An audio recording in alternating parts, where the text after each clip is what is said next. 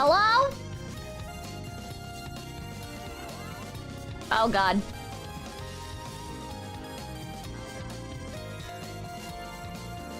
I can hear myself.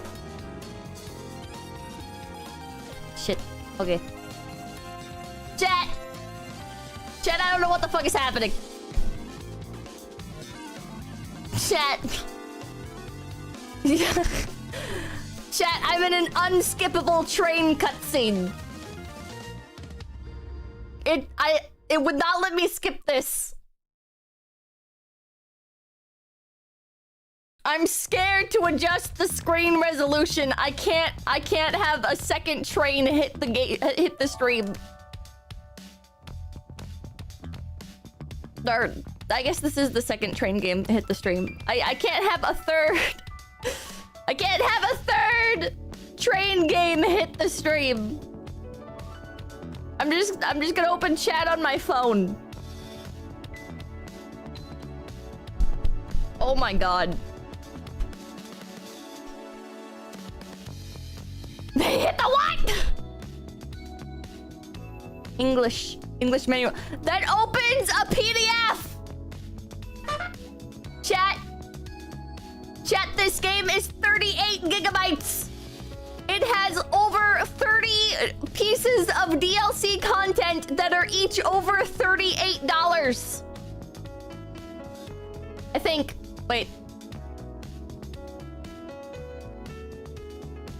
Never mind, not $38. They're all $35. And there's not 30. Okay, there's 18 pieces of DLC. And it's each $35 minimum.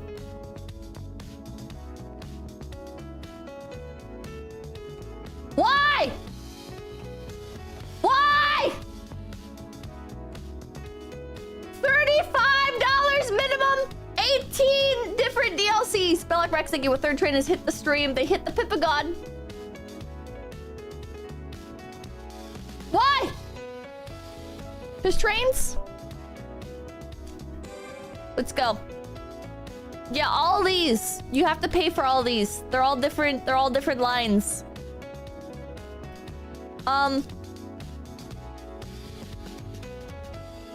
I don't know which one of these I've actually... I don't think I've done any of these. I've done the Yamanote line. I've been on the Yamanote line. I've been... I don't know which of these I've been on. I think no. Have I been on the Cho line? I don't know. Pizza Man, thank you, Madam President. They hit the Bass Pro Shop pyramid. Oh my god. I wish it would stop changing to Japanese. Because I could more easily see. There's like another line. There's another line that I've been on, but I don't know which one it is. It might not even be on here. But when you fly in from Narita Airport and you take that line, I've taken that. Thank you. Have my gas money for your trains. Easy, thank you. Miss Pakistan is under attack. I wish I might buy this one. Nico Daisy, thank you for Pipipipi. The dynamic deal, thank you. Well, that's why she's so late. It must have taken her 20 minutes to draw that train. Can we go to Shibuya Station? I don't know. I don't know. You'll buy it because you've been on it? Yeah. It'll be like, oh my god, I recognize the building. I don't know. I don't know most of these. I guess on the Yamanote line. Does it go to Shibuya? It does. It does go to Shibuya. Yeah. Place Japan. If you go to Tokyo Station on the Yamanote line, I'm about to ride from Tokyo to Akihabara! Hell yeah. Nuclear Helper, thank you, business expense buying all the DLCs. Let's start with, the Keihin Tohoku Negishi line. Maybe. Let's go. Let's do this one because it's the first one on the list. Please play the game before buying $40 DLC. Well, yeah. Why does it keep changing languages? Stop! I don't speak Japanese. This is what it feels like being in Japan, chat. Chris Cook, thank you. Rail fans are the furries of the simulator genre. They will buy anything. This is what it feels like being in Japan. You have like a very limited amount of time to understand what's happening before you are sentenced to not having any idea what the fuck is happening and being scared until it rotates to being back in English. Captain Joe, thank you. I have brought shame and dishonor upon the US Train Sim games. Yeah, Train Sim Classic. For those of you who are just like, why did Pippa start stream late? Yeah, for some reason, so I set up the game. I set up Train Sim Classic 2024 to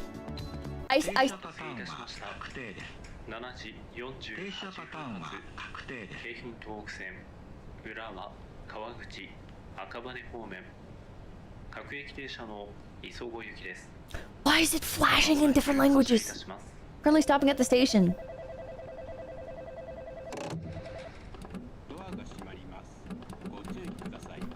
There's no manual for the controls! I think I gotta open the PDF. Okay, it's on now. Can I... Ah! Smokestack, thank you. Do your GP reps. Pippa, cool the personality, thank you. You can't play Train Simulator without playing the rap. Michael Fang, thank you. Can you hurry and drive? I gotta get to the otaku store to get my Pippa figurine. Peng Yang, thank you. Did you run into any perverts out there in Japan? No, thankfully I'm not pretty enough. Baxter, thank you. The Drizzle, thank you. For the 9th consecutive year, JetBlue Airlines ranked first for satisfaction among all North American airlines. You know which ranked least in satisfaction? 9/11 Airlines. What a terrible name for an airline. Reminds me of that tragedy. Chat! Okay, I'm opening the PDF. Menu screen, line selection, driver console. The meters, lamps, and information displayed on the driver console are the same as real trains. Depending on the train model and use, the displayed meters and signals will change to reflect the correct ones. When stopped at a station, if the doors are open, the pilot light will be off. If the doors are closed, it will be lit up. In the driver console, it's possible to adjust the zoom, position, and visibility of the driver. Okay, yeah, but how do I control it? But how do I control the train? Driver console, second screen display. It's teaching me how to set up my monitors to be more immersive for the game. But my brother in Christ, I just want to drive the game.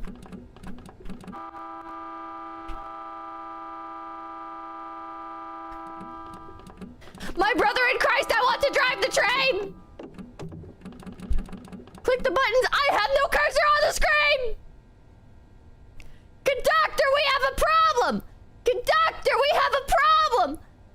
Oh, I found the mouse and keyboard's controls. Okay. Wish Dr. Thingy Pip avoided the train pervs by using the mold car. And by taking Uber a lot. Okay. Braking, throttle down, scroll wheel up, scroll wheel down. Okay. Emergency brakes 1. Braking, throttle down Q. Neutral gear S. Release brakes, throttle up Z. Show hide cabin view C. What the fuck? Show hide HUD V. Pause game escape. Reverser forward oh my god. Conwin, thank you. Choo choo to make it work. Magnetic, thank you. Can I leave this train? The driver seems to be having an issue. Ah! Where are the train autists? Where are the train autists in my chat? Tell me how to go forward.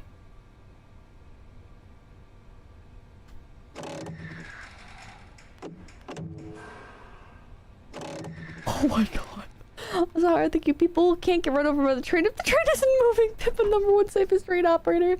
Ludwig, thank you. Fair Joggle, thank you. Pippa, how did you get the train into the sky? And why are you flying close to those 2 towers?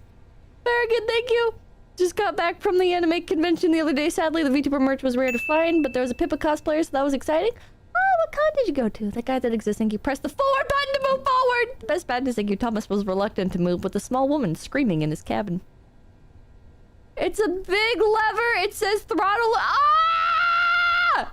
FC playthrough, thank you. Why are there 104 keys but only 2 directions? That's what I'm saying! Bang gang, thank you. Let's get some fat squirrels in Hokkaido. Anime document, thank you. Choo choo. Bahamut, thank you. Pippa, please calm yourself and don't go off the rails. You must conduct yourself properly. Slug Glomo, thank you. Ain't got no gas in it. Okay. Release brakes. Scroll wheel up.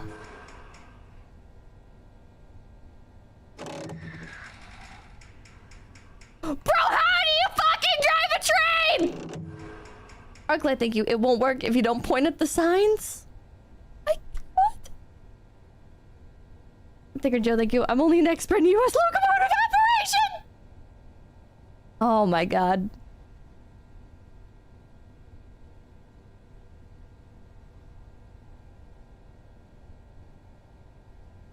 Well. Let's see. There's like Xbox controller. I could plug in a controller, but I'd have to restart the game, wouldn't I? Max, thank you. I hope I won't be late for the interview, but surely the train will get there on time. The rest of the thing, I've been sitting at the station for hours just doing the conductor. I have to restart the game if I plug in a controller, right? Probably. Why isn't it just W makes the train move? Press release the brakes and accelerate. But I did that. I did that. I did that. Applicable, thank you. The same way you ride a snake, Pippa? What? Painmonger, thank you. What, no plane simulator today? No! Okay. Release, wait.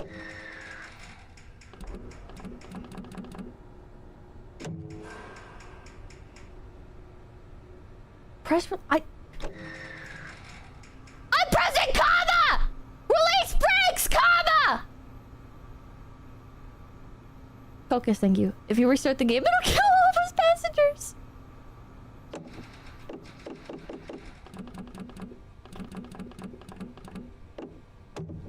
Fuck.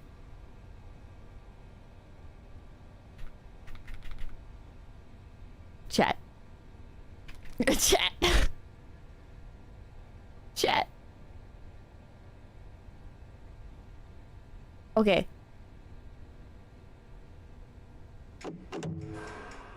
Yeah? No? Chat. FC playthrough saying you should we just get out and push it? Chat! It's like riding a bike, Pippa. Yeah? Yeah, if it's like riding a bike, then why aren't more people driving trains? Oh, Merkel Hopper, thank you. Pippa's a failure at driving trains. Train content channel, please hand over your autism card. JR East Simulator. How to play. Oh my god. Chat. Chat. How do we... Chat. Press the button that makes go happen. I'm trying! There isn't a single train autist in this chat that has played JR East Simulator.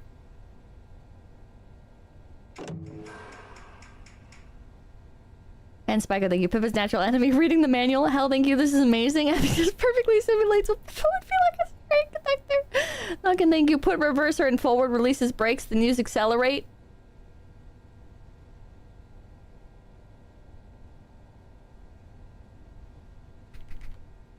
Reverser forward. Up arrow. Okay. Release brakes. It's comma. Accelerate. R?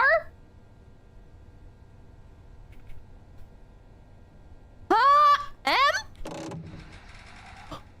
Wait, that did something. Chat, that did something. Sabotage, think I tried to use it myself, but the train took too long! Ah! I'm saving a lot of lives today. Very good, thank you, Colossal Con. East, it's a con at an indoor water park. Lots of drinking, booze, and partying. What the hell? That sounds really cool. Best season, thank you. Did you turn on the engine? Best badness, thank you. The fetch. What? Chat. Chat. Beekeeper, thank you. You forgot to go to the gas station to fill it up!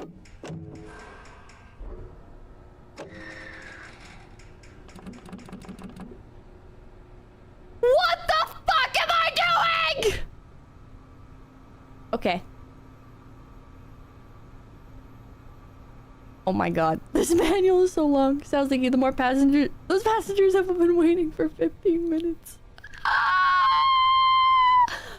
Okay. Increase acceleration with Z.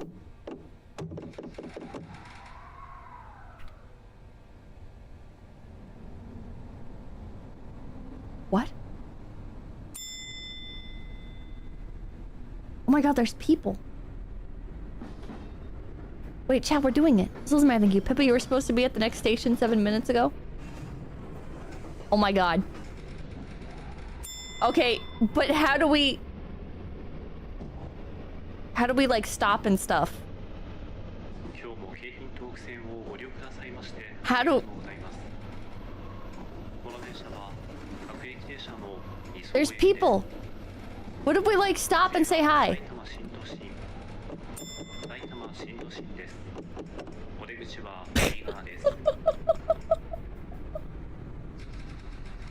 What if we come to a stop? What happens? The truck stopped! They're like, what the fuck are they doing? Here's good thing, you can't stop, won't stop. Look at them. I think because it's actually it's actually just a video. It's try not to break the magic or anything, but it's actually just a video. Fired. Am I gonna have to stop? Am I gonna have to stop at some point? Now go backwards? Oh wait, yeah, what if I do go back?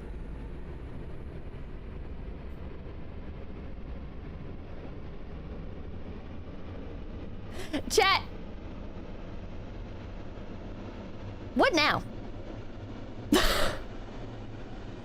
Hey, train artist. What about like after it starts moving? Melvin Supreme, thank you. One of the first things that astonish visitors in Japan is the precision at which the trains run.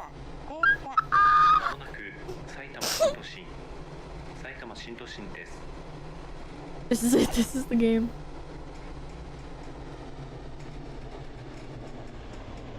Oh no! Wait, I'm supposed to stop for these people.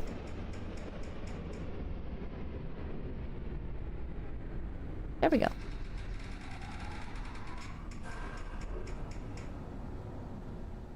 I go too far? Did I do it? Like manage, thank you. Florid and derail. Japan day tripper, thank you. Okay, I have to go to the office now. Please do not crash my commuter train when I leave to go home. Thank you. Godspeed. Don't get on the train. TPPC tech, thank you. Without BGM, this feels like a horror game. Okay, so we're waiting at the station. It corrected. It teleported you. Yeah, it teleported me back a little bit. Okay. Now.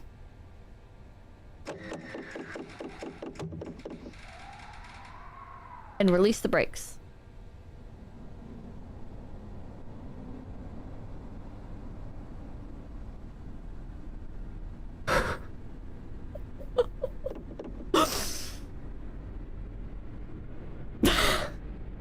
Drexel, thank you. Pippa, please. I'm going to miss the birth of my son. Oh my god, we're doing it.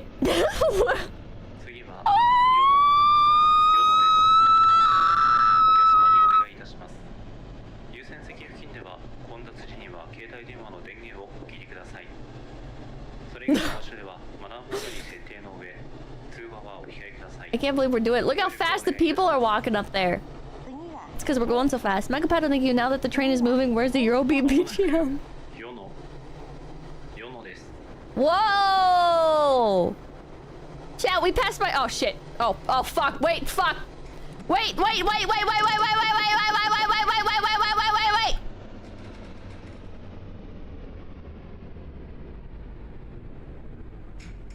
Uh-oh. Uh-oh. That's how I think you gameplay sucks. Feels like the story's on rails. Okay, we overshot it even more that time. So we gotta pay attention to the thing on the side.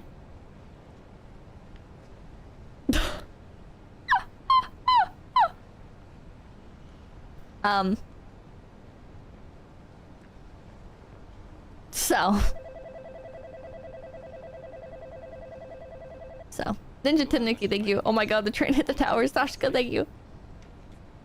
So I kind of expected there to be like more involved. Is that? No, thank you. I think you just make another kid problem solve. Like what? Steering? I don't know, like more buttons to push. Weird, thank you, Pippa. There's a Moe Lester in the car. Can a Moe Lester please come to the front? Dandy, thank you. Conductor, we have a problem! Conductor, we have a problem! Conductor, we have a problem! Are there like little pop-ups where there's like people crossing the road? There's like people like tied to the train tracks and we have to like come to a stop really quickly using our like pro train conductor skills. Will the real Mo Lester please stand up? So. Chat. This pretty much does like sum up what it feels like being in Japan. This is what it's like. We gotta slow down. This is exactly what it's like.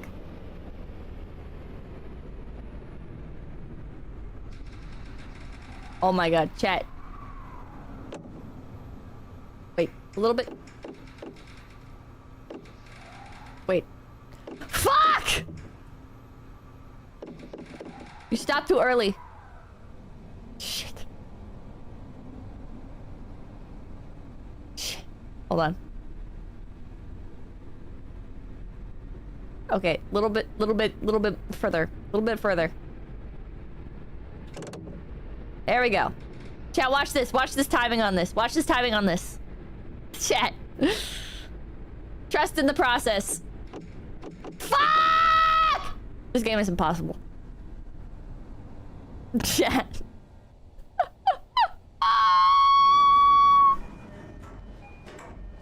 Chat.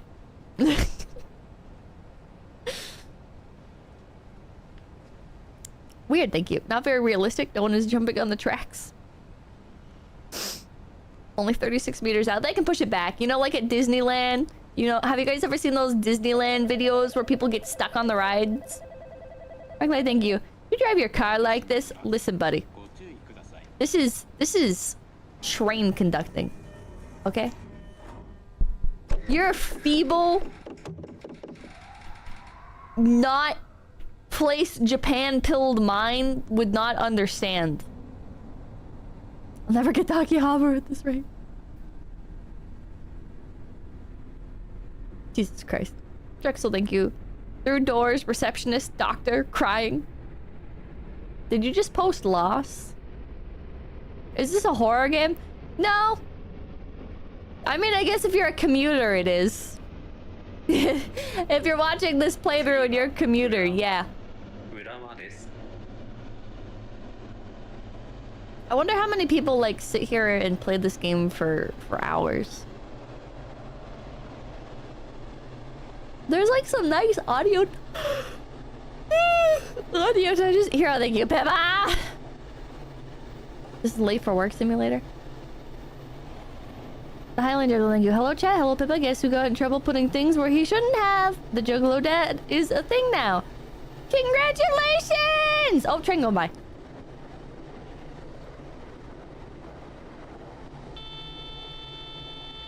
Why is it beeping at me? Why is it beeping at me? What's wrong? They use this game to practice being train conductors. They even have arcade games for it. Do they really? Okay, watch this. And Damien, thank you! Sid, bye-bye! Chat, watch this. Carol, thank you. Was that a yawn? Yes.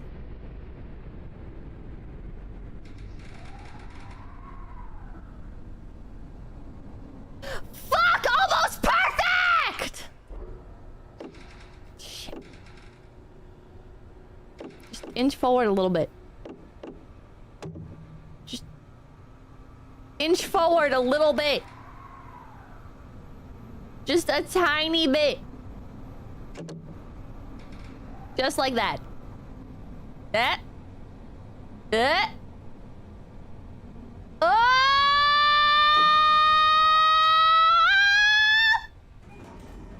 Pretty close. But thank you. You're supposed to point at everything like the Japanese operators do. Melvin Merkel Hopper, thank you. Should have played Metro Sim Hustle. Terrorists could actually attack the train in that game. What? It still counts, actually? You did it? I fucking did it, chat. Well done. Give us the tour. This is Japan. Welcome to Japan.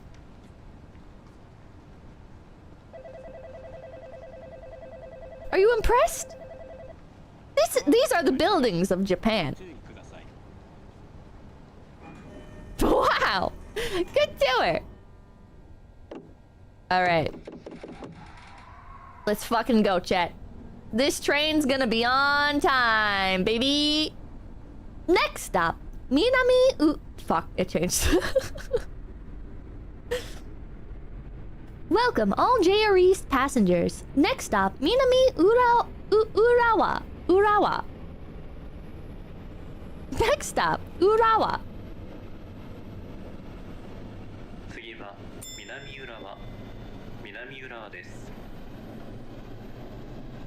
Pedal to the metal, baby. Yep. It is pretty cool footage. Tangent Train's like, you sorry I'm late, boss? It was due to a pink rabbit. I feel like this would be like a good super chat game. I feel like I could read super chats and play this. Alternatively, I could read super chats and just watch train footage. Get the list.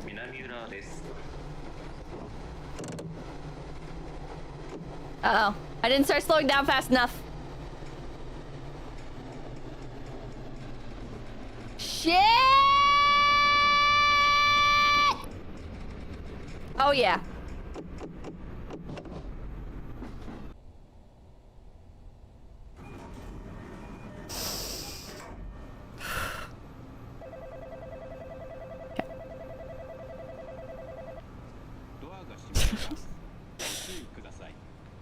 Chat. Shut up. Chat, shut the fuck up. What's this thing's top speed? I don't know. You can't skip a station. Apparently not. Apparently you cannot skip a station. There are no brakes on this train ride? Are we green to go? I think we're green to go. Yep. Alright. Alright. Let's go. Let's go, chat. Game says no? Next location. Oh, yeah. Welcome, passengers of the JR East line. Next stop, Warabi. Thanks, and thank you. Does Pippa drive like this? No, there are too many survivors. For real, though, this is a great stream to unwind to. Hell yeah. Glad you guys could enjoy it. Chris Cook, thank you. Top speed is 55 miles per hour. Switch tracks, go wild. What if I could, man? I'd love Pippa to be the train voice. Stop the train, I need to get off. Where are you gonna get off at? It's like a 5-foot drop! If I stop the train and open the doors, it's like a 5-foot drop to get off! Oh, look, more people. Look at them, like, cycling through to work. Wait, I can do that too. Never mind. I hit the brakes. I hit the brakes. I'm an idiot. Erika, thank you. When do we see the multi-track drifting? I don't remember how to hit the horn. Nuka, thank you. Don't forget to take a left to Albuquerque. Albuquerque. Well, do the whistle.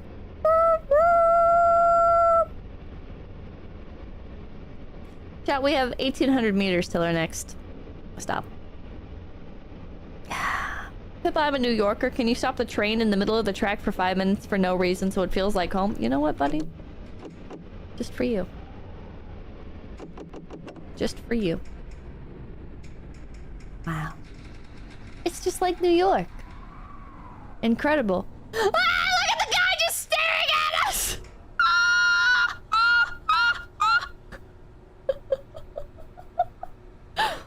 This guy's just staring at us! What the fuck? Art imitates life. New York! Concrete jungle where dreams are made of. I kind of miss New York. I miss some things about New York. I miss that the people in New York kind of just like push through and do things, you know? The behavior of people in New York is very predictable, right? It's like, no cars coming? All right, just cross. Just cross. Don't wait for the light, just cross, you know? Get in an Uber, you're gonna get a lesson on culture today. You're gonna get like a wait, is that train 3D overlaid on the video?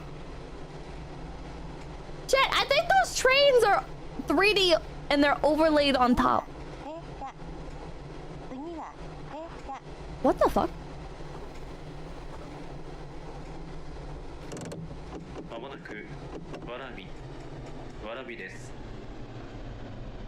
Oh! Oh! Oh! Oh, shit.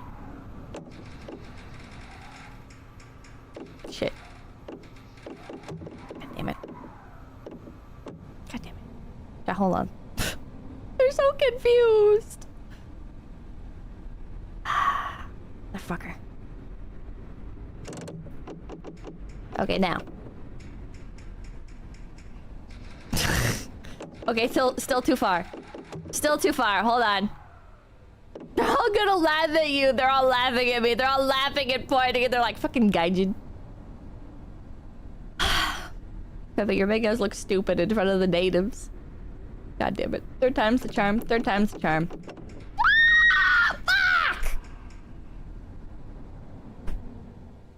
Just put me back. Just put me back at the station. Why even fucking bother? Nuclear Hellbird, thank you. Everyone was late by 10 minutes that day. Conductor kept streaming about WikiHow train tutorial. God damn it, who gave this gaijin a train? I was at an antique market. I was at an antique market and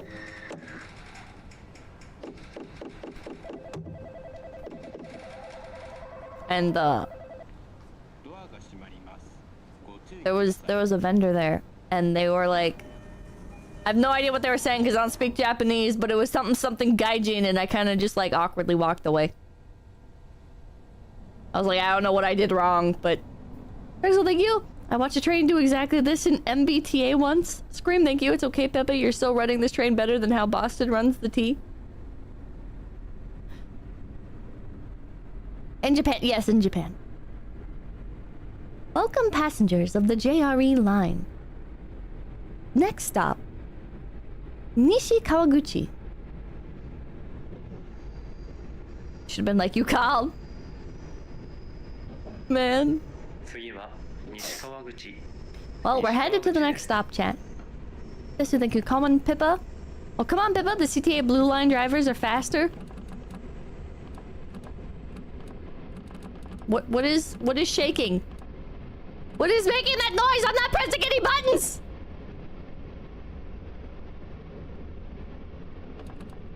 What's making these noises?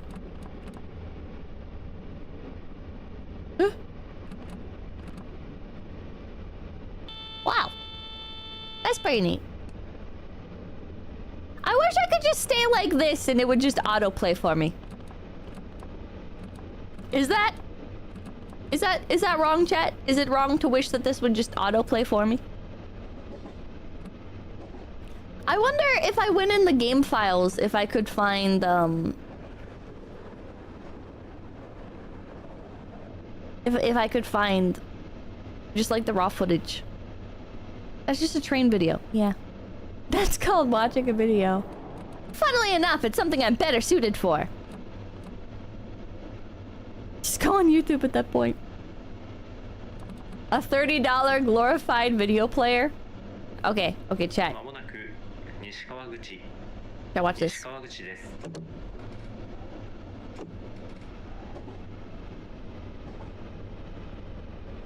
Oh, fuck.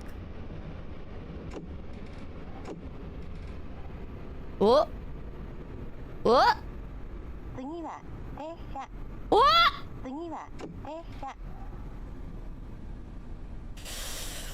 Fuck!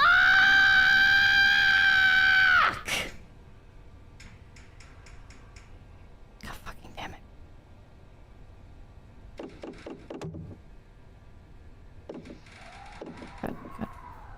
God fucking damn it. God fucking damn it, chat. God fucking damn it. God, close. I was close.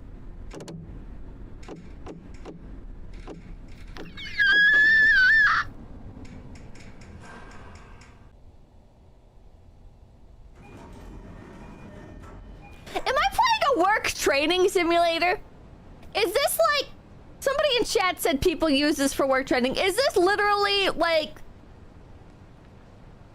Chat. Yes? Basically, pretty much. Chat, I'm gonna check the game files. Chat. I'm gonna check the game files for a video. I feel like this requires too much concentration to be able to talk. Maybe if I was like better at 𝐒𝐴𝐻𝐸𝐽, I would be able to like balance playing this and talking. But instead, I'm like so caught up waiting for the numbers to go down. Malcolm Lang, thank you. Imagine if it makes you a job offer at the end. Yeah, only if you score highly. Only if you score highly. Also, my vision is really blurry today. I slept well, so I don't know why. But like, my vision just keeps fucking blurring. And unfortunately, I do not see just raw video files. Did you eat today? I had like a little breakfast bowl cup thing. It had like potatoes and cheese and bacon in it. Pretty thank you. You're gonna become a certified conductor by the end of the game. Diabetes. I hope not. Eat, get glasses replaced. Oh, opened up the Nikocado avocado video again. Okay, JR East. Train. Footage. Dehydration? Dehydration would make sense. All I've drunk today is coffee. Fun fact, chat, when you type in JRE train footage, what it brings up is not the Japanese railway.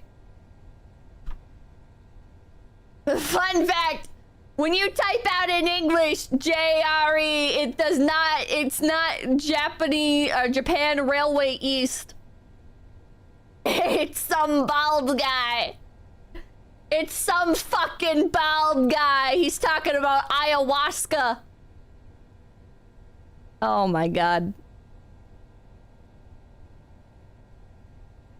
Well.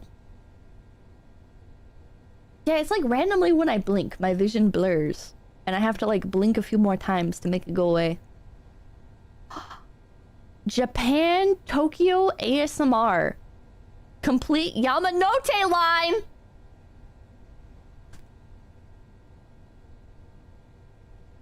Chat, I'm retiring from being a train conductor.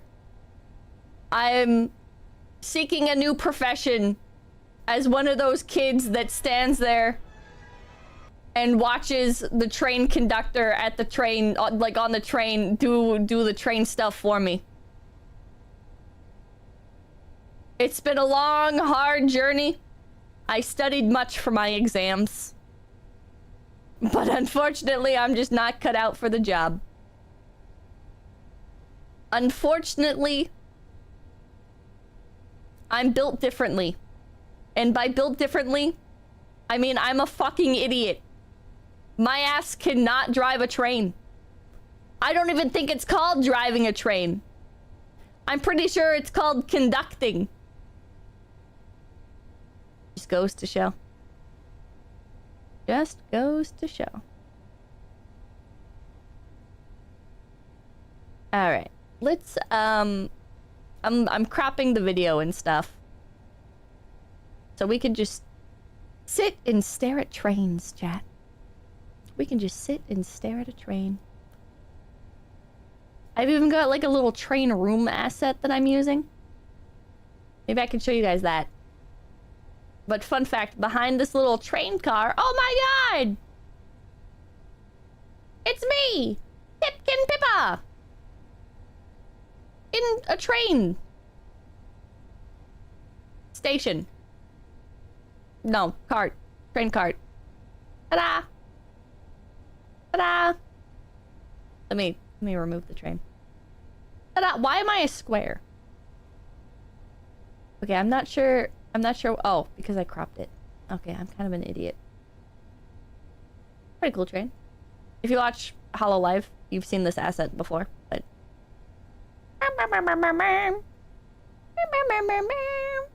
And let's, yeah, it's a spooky train. Spooky train! Where did I put... Oh god, I moved the train video out of the way and now I can't find it. Chat, I'm an idiot. Okay, 1 minute. Uno momento, chat. Okay, here we go. Okay. We'll just crop that. And we'll crop the sides here. And we'll crop that. Hey, Lombardo, thank you. I wouldn't trust you as a conductor. You did better at spotting the differences on a haunted train, especially when it came to red light, green light. I did not do too great on that, actually. Funny enough. That was mostly chat playing spot the difference and me, being moral support. You guys want to watch a train video? You guys want to watch a train video, chat? Maybe we should make it big. Maybe we should make it big and immersive. Like this. Yeah? Yeah? Maybe? And then, like... I can remove this white filter on it for some reason. There we go. Crop out the fake conductor? Yeah, that's not the real conductor. I'm the real conductor. Listen, buddy. I'm the conductor here. Don't mind that... Don't mind the like and subscribe effect. That's my magic trick that I'm capable of doing. Magically. Choo-choo! Choo-choo-choo! I'm capable of magic. That's my arm, by the way. That's my arm. This feels weirdly off-center. This feels... Eyes on the rail. Yep.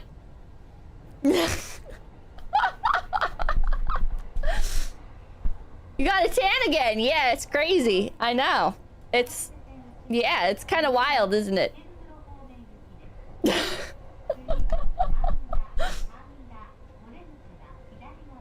Wow.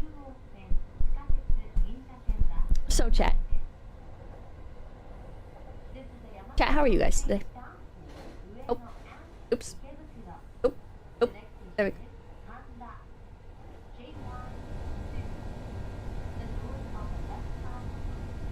Jam, thank you. Conductor, we have a problem. Conductor, we have a problem. Conductor, we have a problem. Arclight, thank you. You know there's compulsory alcohol and drug testing for conductors, right? I would hope that there is. That seems like a good idea. See, how does this guy do it? I mean, how do I do it now? Why am I so good at it now when before it's like... This is bullshit.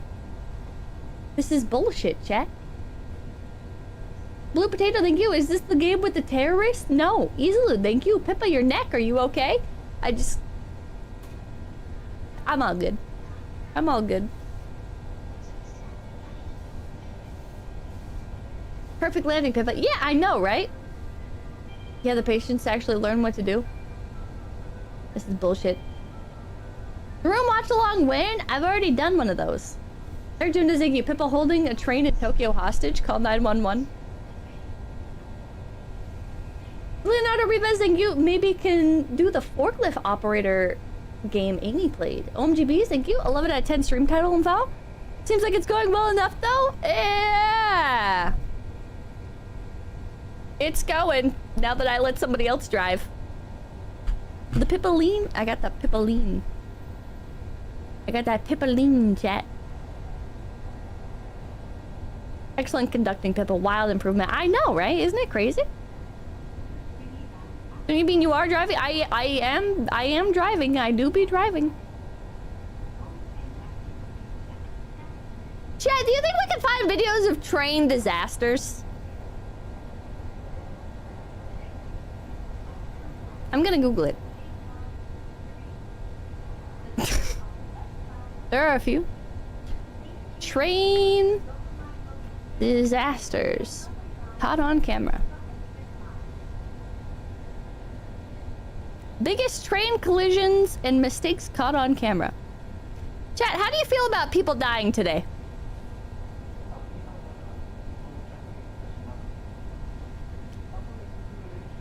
I said that to be funny and then I remembered it's 9/11. Joe was thinking, did you know when someone jumps in front of the train, the driver gets 2 weeks off because it's such a horrible experience?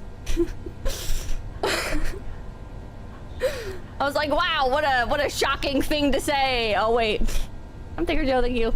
Look up CSX AA8 Crazy Eights. Crazy Eights. CSX 8888 incident. Wait, it's like a thing that happened. Presented by Amtrak Guy 365. All right, yeah, we're about to witness some good shit. A runaway train in Ohio carrying hazardous materials sped down the tracks with no one at the helm for nearly 70 miles today.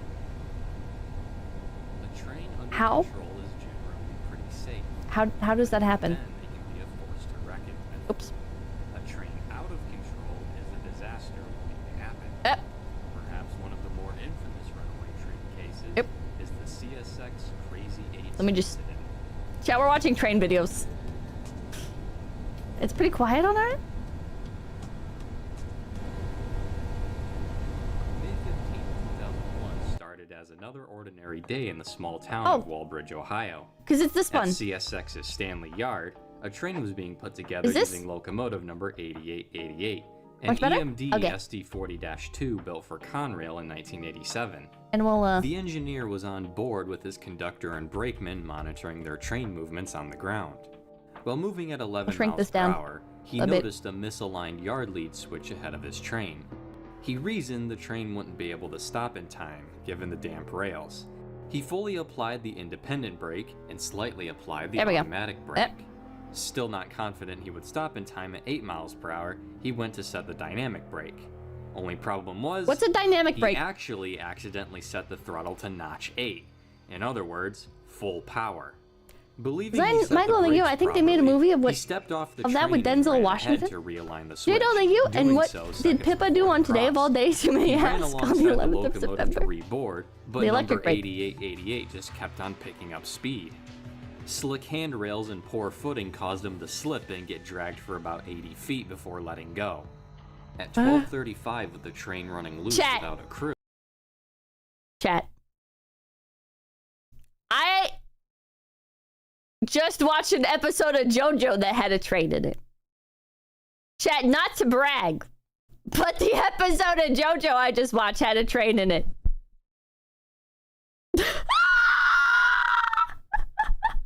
No way! I know! That's what I'm saying! That's what I'm saying! So basically, there was a train in it, and they were fighting on the train. Spoilers for part 5, by the way. And there was this guy named Prosciutto, which is a really fucked up name, but not as fucked up as naming one of your Italian characters Guido. Yeah, guess who just realized Mista's first name is Guido? Yeah, I missed that part at first. So anyways, Prosciutto, the Italian guy. All right, I was watching this episode of JoJo, and Prosciutto is cool. I was like, wow, this guy kind of reminds me of the best JoJo character, Yoshikage Kira, because he's kind of drawn similar. Similar. He's like, chat. He's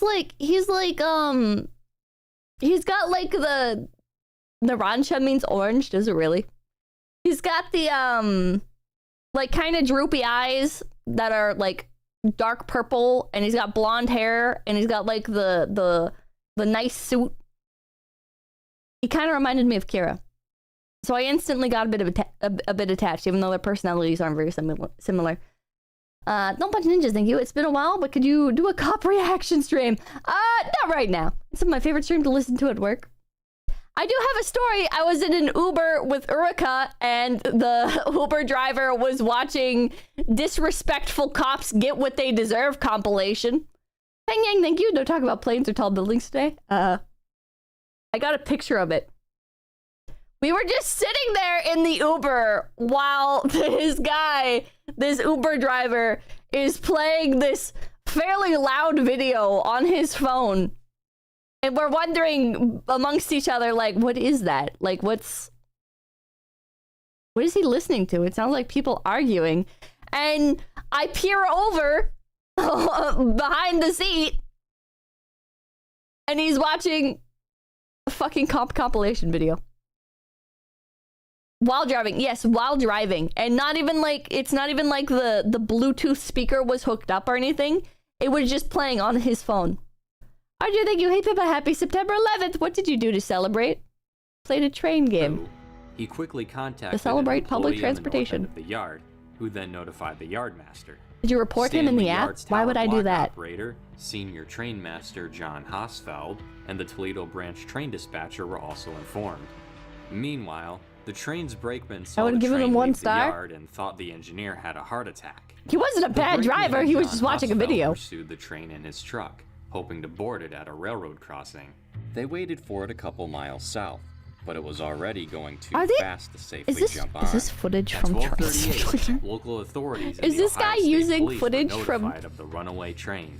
The fucking Train Simulator game?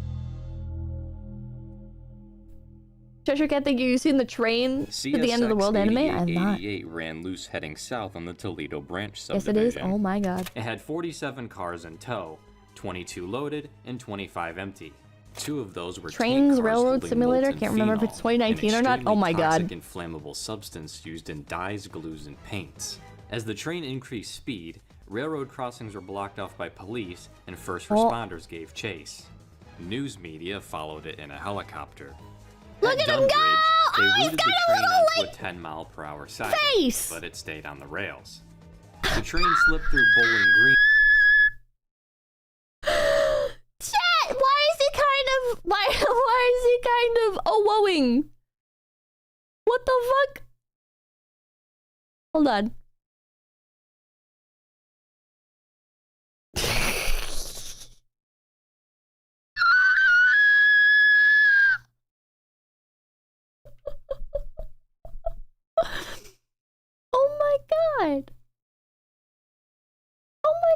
chat? Wait, hold on. Wait, let me... Chat, hold on, I'm gonna do a thing here. Hold on. It's gonna take a second. It's gonna take a second to perform this bit, but don't worry. It won't be worth it. Oh, yeah.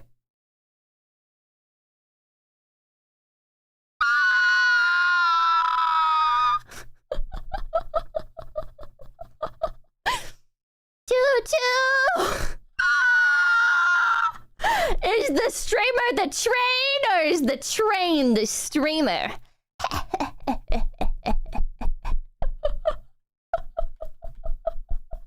Well, Hank, thank you. It was time for Thomas to leave. He had seen everything. Makazu, thank you. Trainkin, my new Oshi. Jizzy Jinx, thank you.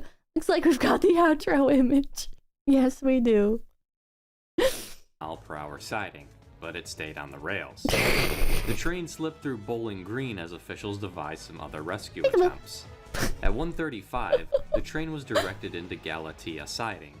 It again stayed on the tracks.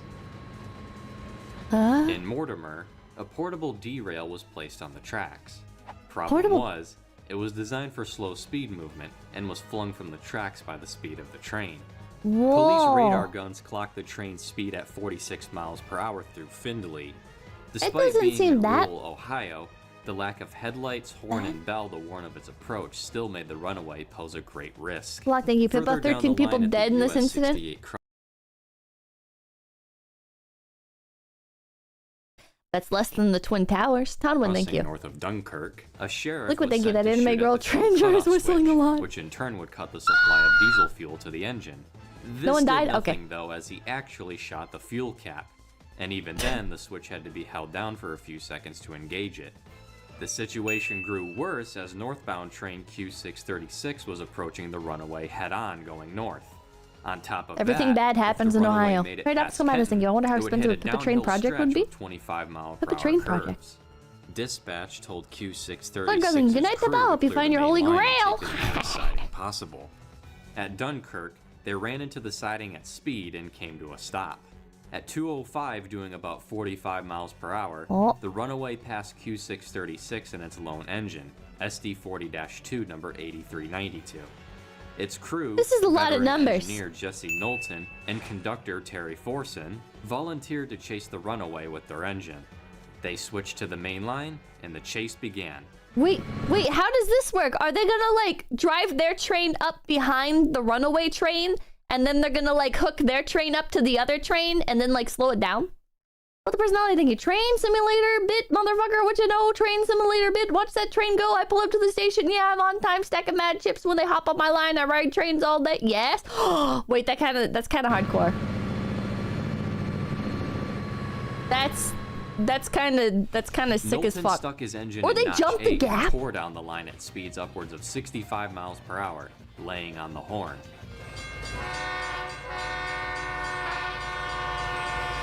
Oh my god. Kira, thank you. But can we watch a video about Killdozer and teach about bulldozer safety? We're watching train videos! For several miles, they gave chase, and so did Hosfeld in his truck.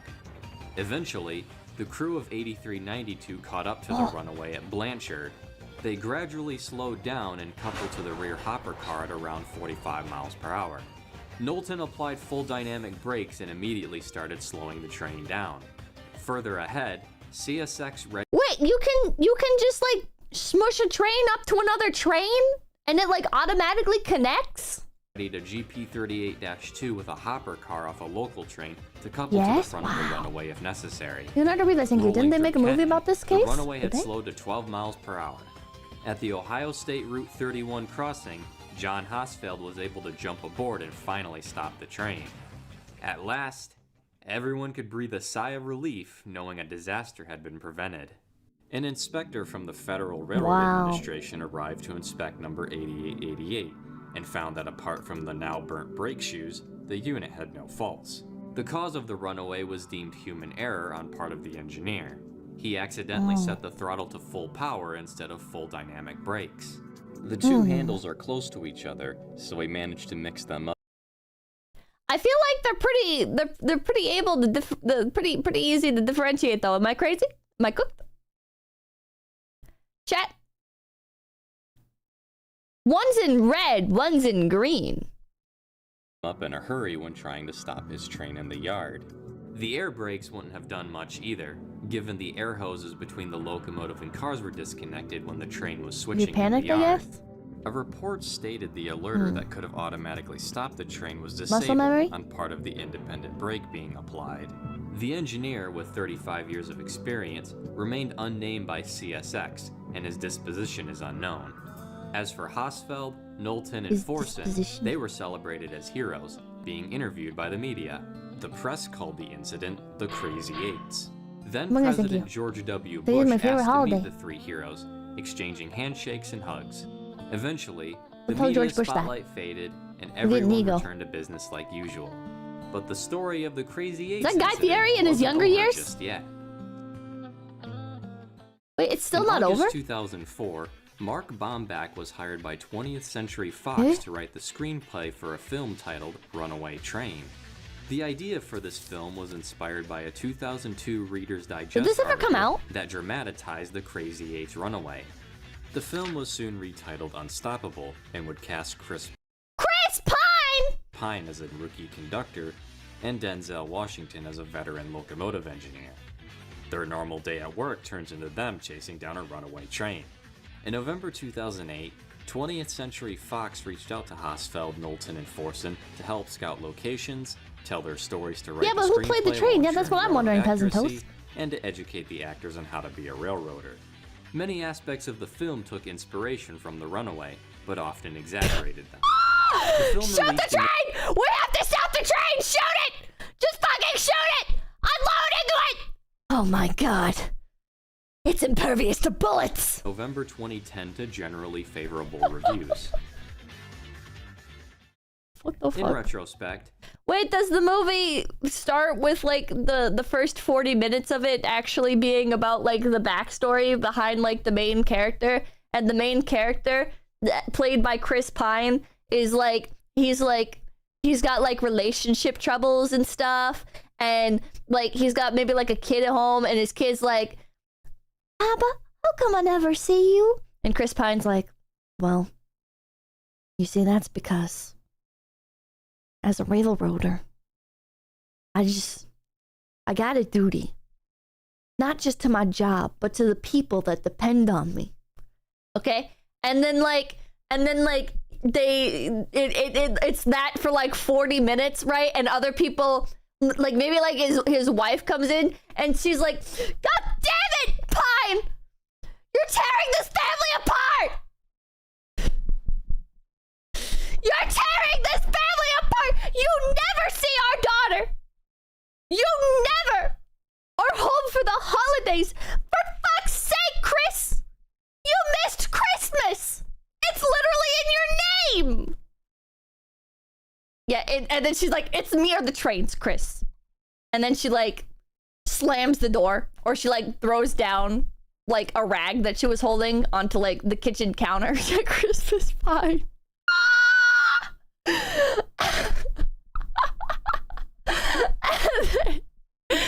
And then he's like, God damn it. And he like looks away. He does like the head twist. He's like, God damn it. And he like walks out. And then like he shows up to his job, and it pans down the train, and it shows him like doing stuff, but something's off. He's making little mistakes. Like he forgets to grab his keys home and stuff. And he messes with the brakes, and then it's like maybe like 10 or 20 minutes of the movie is actually interesting because they're doing like the train stuff. And then and his like wife calls, and he's like, my wife is calling me, but the train isn't stopping. Shit, now's not the time. Like he flips open his phone, and he's like, now's not the time, honey. And it's his daughter on the line, and his daughter's like, Daddy, what's going on? Mommy says the train won't stop. Daddy, me you're not on the train? And Chris Pine's like, honey, sometimes a man has to do his job. And you're like expecting him to say like a man has to do what a man has to do or whatever, you know? He's like, a lot of people are counting on me. And then it cuts to like horrified people in like the surrounding area, and they're like, oh my god, that's a runaway train! That damn thing's unstoppable! And like it cuts to like the family, and they're like watching the news coverage, and the daughter's like, Mommy! And the wife is like, it's gonna be okay, sweetie. It's gonna be okay. And she's got like a single teardrop, and she's got like her hand over her mouth. What's happening? I'm theorizing what this movie's like. Anyways, and then like a car gets hit by the train and stuff, but like nobody dies because they like get out last second. But have you been doing some creating writing in your off time? No, I love movies. CSX's runaway train in 2001 The movie was could have actually ended okay. a lot worse. Luckily, an Operation Lifesaver train arrived in the yard not long before the incident occurred. Several years after the runaway, railroad museums sought to preserve CSX number. You know about the kid that orchestrated train derailment for views? I know! Though, and instead rebuilt it into ST-4389 in 2015. But Sky King wanted to kill himself. 8392 was retired around 2008 and sold to National Railway Equipment. At the end of the day, if it weren't for the quick thinking and bravery of the first responders and railroad employees, is there footage we could have been telling a far more grim story. Kid derails train. Thank you to my channel members. Is there just like footage? Do I have to watch a YouTuber talk about it? Can I not just see the footage? Oh wait, here we go. Okay, so this guy derailed a train for YouTube views. I guess this guy like really loves trains and was like, you know what? I should record a train being derailed in order to stand out because the rest of my content is just not popping off. Hold on. Can I find like his actual YouTube channel? Train derailment guy YouTube channel. Yeah, he did it for clout. He did it for clout. Is it Jason Asselin? Is that the guy's channel? No, because there's uploads from 11 hours ago. What's does he have a YouTube channel? I think it was banned. Is there like an archive of it? Clout is a hell of a drug. Clout is a hell of a drug. Capital City Rail Productions? Oh yeah, it's all gone. Somebody re-uploaded it. Somebody re-uploaded.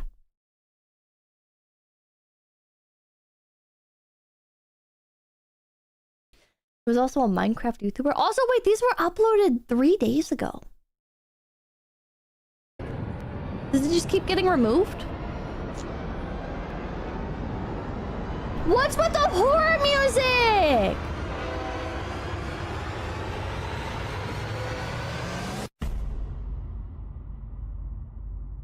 Is this really his original video? Hello everyone, and welcome back to another video. I would like to take the time to set the stage for the fateful incident that we will be discussing today. On Sunday, April 21st, just inside the mind of a criminal, chat. 7 p.m., a empty Arbor coal train was heading back from the Nebraska City power plant. As it passed through Bennett, it had a defective coal car that it needed to be taken out of the train. The crew decides to place it in the rip track just inside of Bennett, going across the main road, between the grain elevator and the main railroad crossing. The crew did this and set a switch in a manner that they can park the car, This is set up a portable derailleur, and then continue their journey. literally me giving presentations in Unbeknownst to school. them, they completely neglect. So, today we will be talking about a train derailment that, well, it happened in, Bennett, Nebraska. And, basically what happened is, there was, like, a train going, and I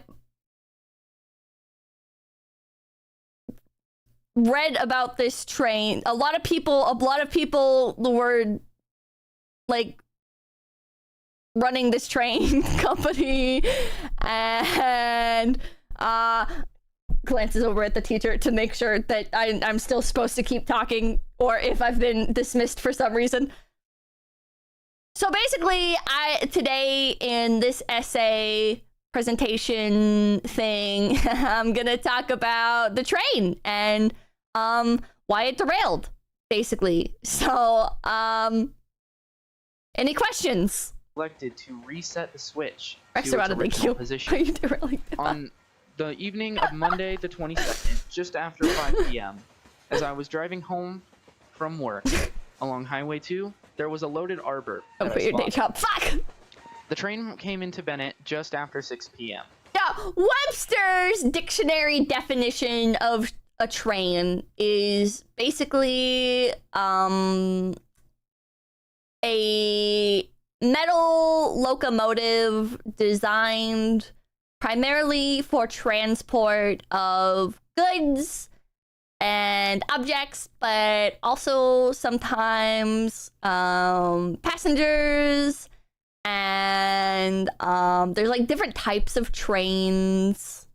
Unbeknownst to the crew of the loaded arbor coal train, the switch was still set in Average correct. Benoit presentation. Meanwhile, the park defective coal car remains stationary on its correct track as the loaded arbor speeds along its route. It hurls towards the coal car, and with a deafening crash, the two trains collide, sending shock waves through the tranquil town. Despite the chaos, miraculously, the crew emerges from the collision completely unharmed, though undoubtedly shaken by the ordeal. The aftermath of the collision raises the questions of how such a routine journey can turn perilous, and what lessons can be gleaned from.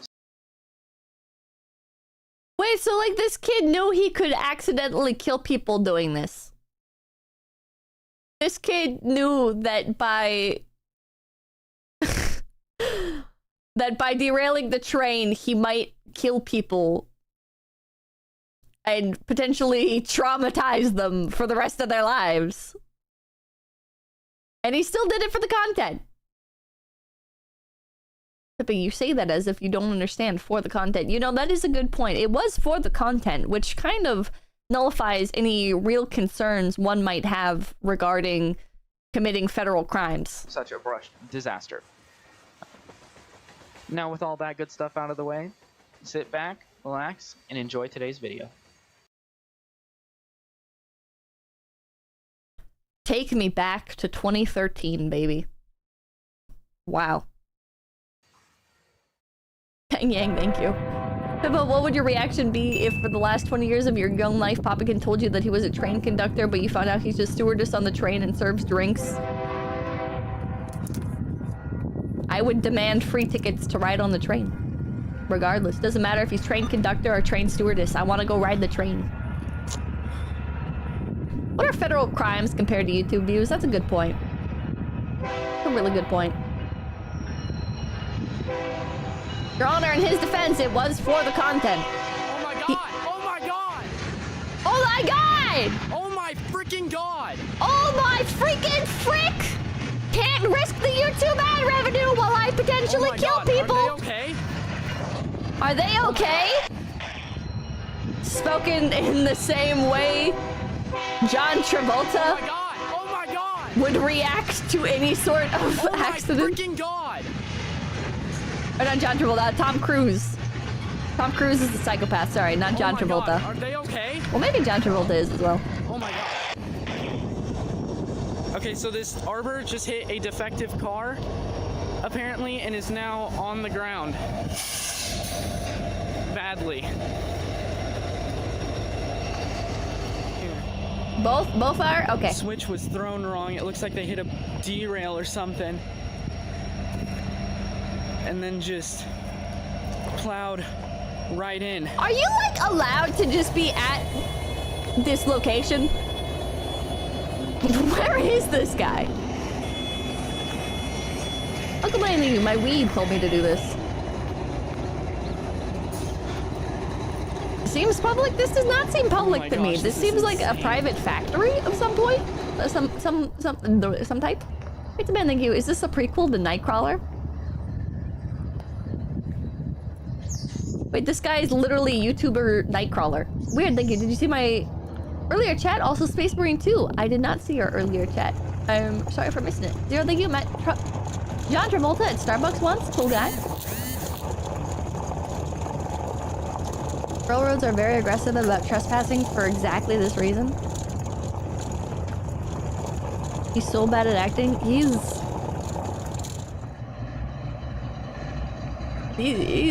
something. Oh my god! Oh my god! Oh my freaking god! No freaking way, dude! No freaking way! Oh my god! Oh my god, are they okay? That's it? That's it, man? You're not gonna like... This dude does not know how to make YouTube videos. This is the real crime, chat. This is the real crime. Him just like ending it after that. He doesn't provide any sort of follow-up. There's no like interview with like the people. Halogen, thank you. No, Pippa, I don't think they're okay. Arclight, thank you. This is why a high-speed rail will never be a thing. True. True and real. Watch Pippa stream? I don't want to. Kid jumps on train, empty arbor through Lincoln, Nebraska. No freaking way.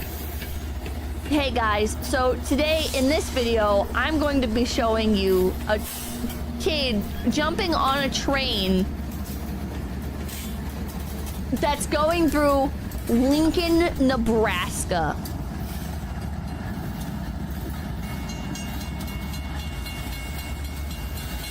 But also the kid is obstructed by the okay, wait, there we go.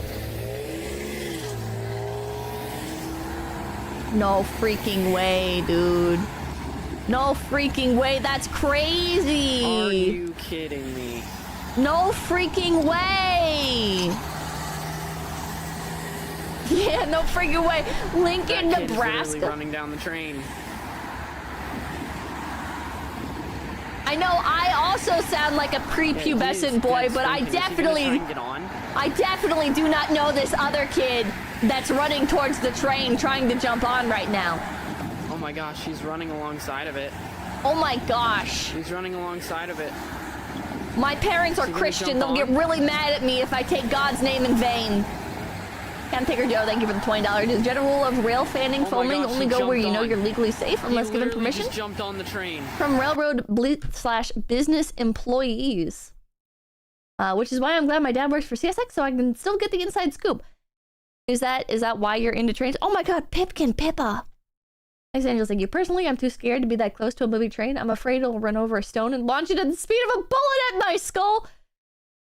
Well, I never had that fear before, but thank you for bringing that up because now I'm going to think about it every time there's a train around. So, appreciate that. All right, so you guys requested a video on the car They do that was that. Oh my damaged god. in the derailment. We got some metal pieces on the ground. I don't know if they're from the car. Not a real But- train fan. Can't identify which pieces of the train car that those metal pieces would be taken off from. It's been sitting here in Bennett for quite a while. Yeah, as you can see, the wheels are rusted over. It's on a inactive spur. That's where the derailment happened, is right over there. Fake fan, you can true. see it's got, yeah, returns to the scene of the crime. Derails a fucking train, risking people's lives. Returns to scene of the crime to make more content out of it. Blue Potato, thank you. You should check out the Metro Sim Hustle sometime. Big marks from where it hit. This is about, I think, 3 weeks after the derailment, so rust has set in just a little bit. If I walk up and around, let me get over here. This kid is an actual psychopath. Also, I have permission to be over here Autonomous by thinking, the speaking of grain trains, have elevator, you so ever those seen of you- The General by Buster Keaton? Not that you can watch along it, considering his side in the war. You, who are wondering, I do have I'm not. Permission over here. The guys over in. I kind of don't believe that. There was also a Capital Railroad contracting truck with workers I got permission from as well. Kojira's Trains and you should look up the video from the Train of Thought video about the trains pulled by dogs. The guys over in the office building said I could come over and take a look quick. Mohammed, you don't This worry is going to be relatively short. about that too much, Pippa. I used to live near a track and the trains only busted out my windows with rocks like 4 one times. thing I did notice. What the fuck? Epoxy, then is you look that up the from where the 2005 Japan car wreck. It went hops, very wrong. It's missing a spring on this side. And then on this side, yeah, these wheels are really rusted out. It is also missing a spring. Oh, some metal plates in the grass there. But on Jesus this side, Christ. it's also missing a spring. So, for What those did of you the that were springs wondering, do?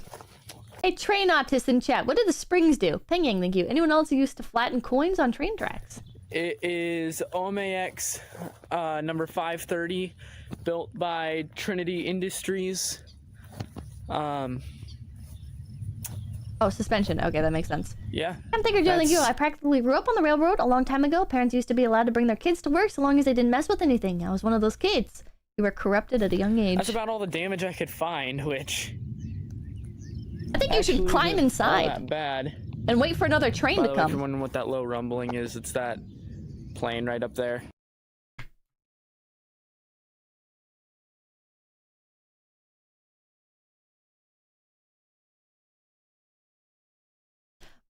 What year is it?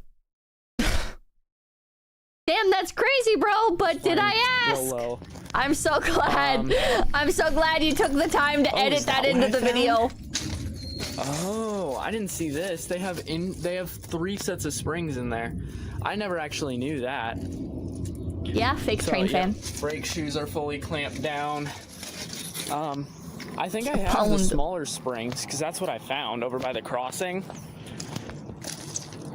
But yeah, Jesus Christ. that's about it for the damages to 𝐒𝐻𝐿. He's not even like a serious train fan. He's not like walking up to this and like being able to like identify all of the damage accurately and I guess like in detail explain what happened or anything. He's just like, yep, this is what happened. Wow, that's crazy. The springs are off. Oh, I didn't even realize there's like springs inside of the spring. That's kind of crazy. Wow, huh? Yeah, it just walks up. Yeah, shit's fucked. Sydney Anapaz, thank you for $20. Hey, Pippa, did you know the character Percy from RWS and TTTE was not based on any particular logo like most of the characters? He's basically a generic British industrial steam locomotive from the mid-20th century. I had no idea. The premise again, thank you. Look up a Winston's Lynx whistle storm recording. It's great. It is the greatest train whistle recordings ever. What? Train whistle compilation? He's willing to do this for views, but not do any train research? Jesus. Yeah. I feel like if you're in Lincoln, Nebraska, you're in a pretty small town too. Like there can't be that many different types of trains going by. You would think that with such a limited local supply, you would be able to, I guess, spend a greater amount of time researching the trains in your area. You would think. Evan Torres, thank you. He's not trying to endanger others. Thank you. Fun fact, apparently the term otaku can also refer to people who are fans of trains. I saw an entire shop in Akihabara that was dedicated to train model kits, so I'm not really surprised. Oh, Lincoln is a city with 300,000 people. Okay, I've never been to Lincoln, Nebraska, so I didn't know it was actually that big. I just hear Nebraska and I assume it's like a small town. Japanese rail fans are hardcore. Even in a smaller town, we get like 20-ish trains a day. Really? Jesus Christ. I don't know. I just expected him to be like more into trains. X number 530. Remember to leave a like and subscribe. The transfers like that all over the US too, but see, that's not. I've never seen one. See more videos with like my dialogue in it and like kind of explaining what's going on, what we're expecting. Full potato, thank you. Thank you for feeding my train autism. And just like more rail fanning content in general, go ahead and drop a comment below. Let me know what you think, and I'll see you guys in the next one. New outro and intro coming soon. Thanks, bud. No, it's not. Because he's in jail. Oh, now that's a fucking setup, chat. Holy shit. Finally, we know what some good fucking content is.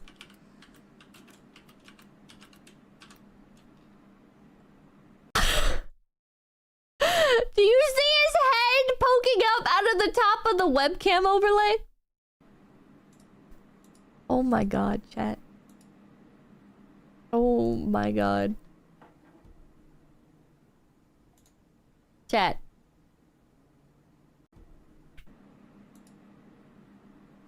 When you guys complain about my scuff, alright? You don't even know. You don't even know what it's like out there, chat. You don't even fucking know what it's like out there. Also, speaking of scuff, it's like... There we go. It's cut off. There you guys go.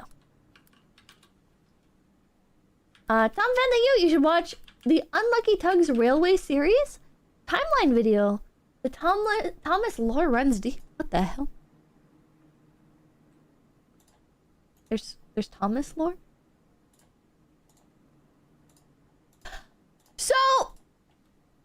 So what's up? What's going on here? Oh. Got like a little countdown. Nice. Hey, what is up, you guys? Z-Unit 06 It's so here. quiet. Z-Unit 6 here. And today... Next Angels thinking, Railroad Otaku in Japan are also toxic as hell. They went after one guy because he was riding his bike next to a train they were filming. Thankfully, normal JP people universally hate said otaku. What the hell? I was originally this bad thinking who's complaining, not me. They were mad that he was riding his like it was a random person, not like a train fan. Like it. Ding yang ding you. Can I have 8K to ride the train to Hokkaido, Pippa? No. And it just did not work. So we will be doing the back rooms. I have not played this. Whoa. Here's a slight flaw. So if we... Do I have anything? Oh, yes, I do have stuff. I have slowness and blindness. Wait, chat, isn't this a... Chat, isn't the skin a recolor of, like, some other Minecraft YouTuber? Kujira's Transit, you watch Unlucky Tug? Oh, okay. Wasn't his name, like, Silent... Deadlocks! Deadlocks? Is that his name? Chat, this skin is a recolor of Deadlocks. This is like very ancient Minecraft YouTuber lore. But who? You guys wouldn't understand. You weren't there. You weren't there for the early days of Sky Does Minecraft. Chat, you guys weren't there for this. Shame on you. Shame on you, honestly. Sky that here. guy! I'm with Deadlocks, and, so I realized, Ty. Yeah, we kind of missed something a long while back ago. Yeah, we did the second one. When is this? 11 years ago, chat. So, 11 years ago. Deadlocks are going to be doing the first epic jump map. Because, I mean... We can't count. Take me back! We can't count at all. Take me back before all the Minecraft YouTubers were too young to be pedophiles! Swimming cow. No. You should eat them. No. Shut up. Shut up. Okay. Playing squids. Anyway. What's it So- called? What's the goddamn unlucky squids. tug? Yep. So basically, guys, this is Epic Jump Map version 1, and before The it unlucky starts, tug, the you can go music of the check this twin map out in the description. of the twin engines. Because if you want to Deadlock's play channel. The twin engines. in the description, What is this? and if you're from me and you don't know who this guy, The complete guy history is, of Donald and go Douglas. check him out. Sodor's No, you're fine. hurting me. You're hurting What me. the hell? Okay. We good? We cool? We good. We're good. Ooh, Okay. We good. So, welcome. This I've map seen is this, suitable Jesus for fucking either Christ. forever alone. I used no to watch connection, so or many of friends these. Mode, or wow, a dick. Or multiplayer co-op I used action to with 4 watch players. so many of these, chat. Cody Bye, thank you. Remember when the worst thing about Minecraft YouTubers was the cringy overacting? Yeah. Chat. I feel like such a boomer when I look at like these old Minecraft videos and I'm like, 4 players. We don't need 4 I'm like players. looking at like the new bad. Minecraft It's equivalent of, videos like, that are made for 2 kids and I'm each. like, well, at least like the old Sorry, ones I were know like, moments. This is just they weren't entirely scripted and shit. Like at least they weren't, you know, like these new videos, but then like objectively they're all just trash. I need this. I want They're this all one just and this one. it's all This just parkour's trash. too hard Yeah, for me. back in my day. Alright, basically rules. Don't place any blocks unless you're told to. If you fall in water, please go back to the... Chat, do you remember when Minecraft parkour maps had to be like, yeah, please don't place or break any blocks because there was no way to make it so the person could not place or break blocks? It's our trash, damn it. I prefer the griefing vids.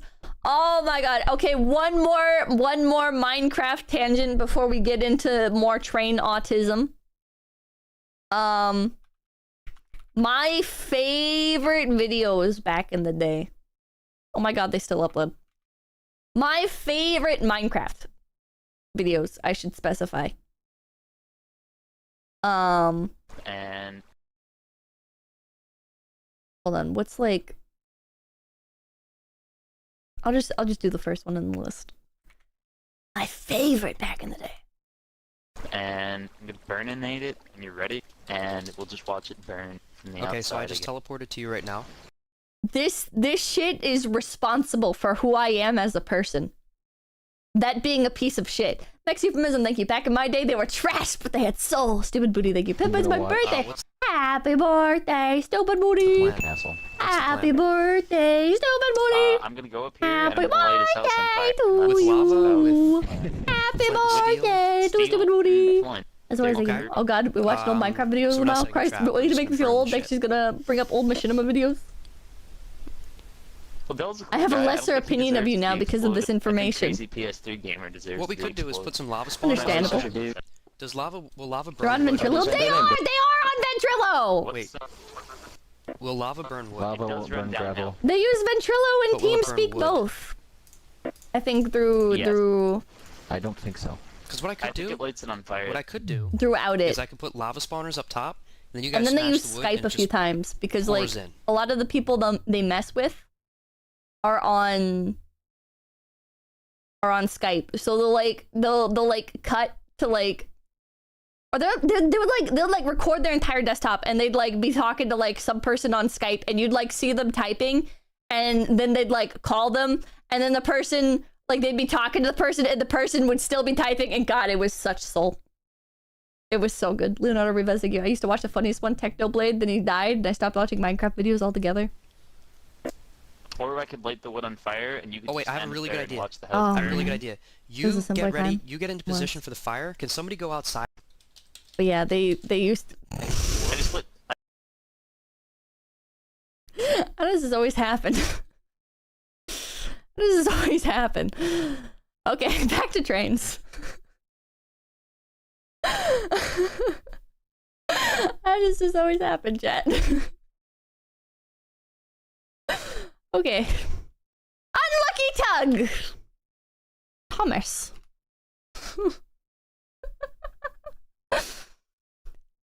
The Thomas retrospective? Is that what it is? Is him thank you? This guy was the one who taught me curse words. What the fuck? Dear Christopher, This here is your friend Thomas the Tank Engine. He wanted to come out of his station yard and see the world. These stories tell you how he did it. I was in the Thomas the Tank Engine everyone. when I was younger, but I have no memory of it. I know because every time we see like Thomas the Tank Engine stuff in stores, Mamakin's like, "Oh, Thomas, you used to be so into Thomas," and I was like, "What? What?" Like all I remember is playing with the Thomas the Tank Engine toys that were set out at Toys R Us. I have no memory of watching Thomas the Tank Engine. I don't think you online normies today truly live on stolen land. Jesse Jinx, thank you. Pre-hunger alpha Minecraft, I miss you. Welcome to the first episode of the Thomas Retrospective, the series where I take a thorough look at Prospecting you, that each train of face the haunted my 25 childhood. seasons of Thomas and Friends, the pack mini season included. 25 installments, which will all eventually lead up to a big finale video. Wait, where these I are like rank them 3D. all. Naturally, this series will kick off with the one that started it all back in 1984. I feel like this is the only thing that I actually remember is like these like physical. Am I crazy? Am I misremembering? I thought it was like I thought they were all like this. They were all like the little physical toys. Season 1. Let's take a trip back in time, shall we? The actual miniature shows was great. We all know the That's story. how I remember it. Yeah, that's how I remember it too. Thomas the Tank Engine was based on a book series called The Railway Series, which started in 1945. The Railway Series Jesus was a series fucking about Christ. anthropomorphic trains, written by train enthusiast Reverend Wilbert Awdry. The book series was incredibly Thomas the popular. Tank Engine is a good, In wholesome Christian 1953, show. BBC made the Akin to first ever VeggieTales. attempt to make a TV series based on them, using 00 scale model trains on sets. The Now pilot that's- was a Now that's some good fucking content. Smug suck, thank you. Someone made a shitpost documentary about how Thomas was made from a human boy. It's called Shed 17. total bust, as the production was live, and a train derailed on camera, messing everything up. Pascal Saucer, thank you. They switched to CGI after season 12. Why did they film it live? An overall failure and an utter embarrassment in Wilbert's eyes. He was hesitant on a TV adaptation of the books ever happening again. Oh my god. This pilot is believed to have been taped over by BBC, and is thus lost to time. Average Enter BBC Britt moment. Allcroft. A few decades Hey, we have a piece of cinematic history here. Let's tape over it. By the way, other countries, don't forget to burn your tapes too. later, along came a radio and television producer named Britt Allcroft, who had fallen in love with Wilbert's books and saw potential in creating a TV series They do that a based lot, off don't they? them. Yes. She said, and I quote, "It really didn't take me long to become intrigued by the characters, the relationships between them, and the nostalgia they invoked." After working on a documentary Oh, in yeah. 1979 on the Bluebell Railway that Old tapes are featured expensive? Wilbert, Britt approached him and floated the idea of another run at a TV series. Wilbert was at first hesitant. This woman after ruined the lives of so many 1953 children. crash fire, but he was eventually convinced. And Britt gained the rights to a television adaptation of the Railway the guy in the series top right? in 1980. She spent 2 years meeting with Quick concept tell me, thank you. artists I remember and we had animators VHS of working some out old what would be the best Thomas medium episodes that to were make the narrated by series. Ringo At Starr. long last, in 1983, production officially started. Britt sought out a film crew and contracted a production company called Clearwater Features. Clearwater was a company that got its start making advertisements for British television. Jimmy Savile? Wait, was that Jimmy Savile? Specifically using stop-motion props and models on I don't sets. like that! The head of Clearwater was an ex-Thunderbirds no! pyrotechnics expert David Mitten, who came on as the show's director, and Robert D. Cardona, who came on as producer. She rounded up 2 musical jingle writers named Mike O'Donnell and Junior Campbell, who became the show's It's kind of crazy how like America and Britain are like such perfect mirrors of each other. Like in America, we have like our trains. And the UK, they have like their trains. In America, we have Jeffrey Epstein. In the UK, they have Jimmy Savile. composers. But Britt's biggest score of all was the ex-Beatle Twinning. himself, Ringo Starr, who came on as the show's narrator. Rinkou declined the offer at first, as he was not familiar with the original books, and said himself he didn't think kids would even be interested in trains with things like spaceships and Star Wars around now. You fool! You absolute fool! You fucking horribly underestimated! Holy shit! That's like, chat, that's like looking at children and be like, they would never love red fire trucks. Kids these days, they do not care about red fire trucks. We as a society are beyond children liking red fire trucks. Britt Allcroft, who produced the show, they never love dinosaurs nowadays, man. Now that there's like all these animals you can see in the zoo and shit, who cares about dinosaurs anymore? Came up to see me. She had this idea for me to narrate these children's stories. And they're all about these fabulous little trains, you know. I say that like they didn't have zoos before. It was actually a battle at the beginning with Britt Allcroft because I thought it was all Star Wars and space madness. Saying, you know, I'd like you to read these stories about this train. I said, you're gonna be crazy. What does his bun say? But after giving the books a read himself and after much coaxing from Britt, he eventually gave in. And so she came back and convinced Oh god, I hope it says fab. Read 5 of the stories on my own on Fad? tape, and you listen to them and see if you FAO? And she did.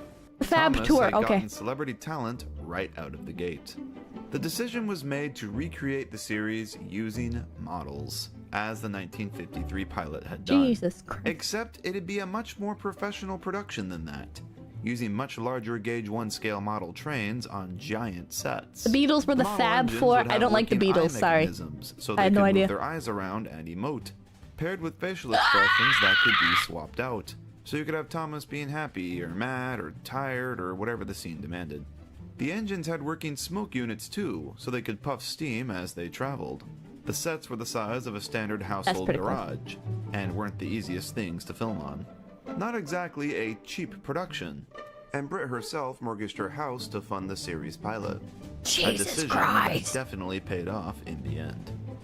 The initial test pilot was put together in 1993. It has never seen the public light, but it did go over well. ITV loved the pilot pitch and greenlit a season of 26 episodes. The pilot, which I'm gonna was ask an my parents to adaptation of the mortgage their story house so Down they the can fund my Mine, content. would be refilmed entirely with the rest of season 1 and became the season's 25th episode. Some shots from this pilot were reused in the final cut. Indiana pausing you. Ringo's country album from 1970 that was made with help from Nashville pros is unironically fire. It's a good entry to country for classic rock fans. And is the only current footage evidence of it existing. 26 episodes in total were produced, and all were based on existing stories from Wilbur's Literally early 1984. series. Some of the shorter stories were combined into single episodes to condense the season a bit, and this ultimately worked in their favor, as they managed to cover the first 7.5 books all in this go. Filming lasted 7 months, starting in September 1983 and wrapping in March 1984. Chat, this kind of production would never happen with like modern Hollywood. I mean, first of all, this wasn't filmed in Hollywood, but second of all, like, if this was Hollywood, this would be like, all right, we got how many books? We need to make each book 1 season long. Actually, scratch that. We need it to be 1 season long, and then we need it to like cut off at like a cliffhanger 3/4 of the way through, and then the next season will, in a very interesting plot twist, be the final quarter of book 1 and also the entireties of book 2 and 3, and then it'll be the end of season 2 will be the start of the last book in the series. We're just gonna cut everything between those first couple books and the last book. And then, you know, if like the production does well enough and we're signed on for a new season, you know, that's okay. We'll just hire another writer to come in and they can just like make the rest of it be fan fiction. Post-production wrapped in April, and on October 9th, 1984, the world was introduced also, yeah, to the filmed in railway CGI. series on screen, newly titled Thomas the Tank Engine and Friends. The series was an instant hit, and its popularity spawned 23 more seasons in the years following. But we'll get to those. shit. Holy shit. Thomas I had no idea is there a were that many tank engine seasons. who lives at a big station on the island of Sodor. I think season 1. Chat. What's with British television and everything only being like 2 seasons long? Have you guys ever noticed that? Have you guys ever watched British television before? It's a big mistake, I know. But when you do it, like you look at stuff and you're like, oh, okay, like 2 seasons? All right. I mean, that's like enough content. And then like you start watching it and like the second season, it just like cuts off. Like it's just done. And you're like, that was kind of sudden. That's interesting. You know, it feels like they were kind of in the middle of the story there, but I guess I guess you could just like cut it off like that. That's yeah, 2 seasons of 4 episodes. Exactly, Coconut Tackle. That's always what it is. It's 2 seasons long, and each season is 4 episodes. What is wrong with British television? Brits don't like closure. They really don't. The Doctor had several. Yeah, Doctor Who is like a very rare exception. Perhaps that's why it did well. So much British television is like that, chat. It's fucking weird. It is. I don't know why they do it. They probably had to pay license to the producers. They're British. Miss Badness, thank you. I'd love to see Thomas as a CalArt style character-driven comedy mystery cartoon with the cosmic demigod overarching villain. Hell yeah. Also, let's make Thomas a woman. 1 is outstanding in a lot of ways. It's a wonderful first Nuclear impression Hellboy, thank you. and Mr. Bean was only like... introduction to Yeah, no, Mr. Bean was only like 11 episodes. Why? They should have milked that shit. Why is Mr. Bean 11 episodes? Universe and characters. I think the overall decision for the aesthetic of Season 1, and Thomas in general, was very unique and clever for its time. Character-wise, it was brilliant. Using model props on sets with real steam was nothing new, but it's what they did with it. They crafted different facial expressions so these characters can emote properly. The angles are kind of crazy. Eye mechanism so they can move their eyes around in a way that gives them so much more life. If the eyes were just static all the time, they'd just be flat out creepy. By 2022 standards, this method may seem a little dated, especially when their eyes are not moving. Some shots definitely seem eerie now. Yeah. Oh my god, Toby's staring right into my soul.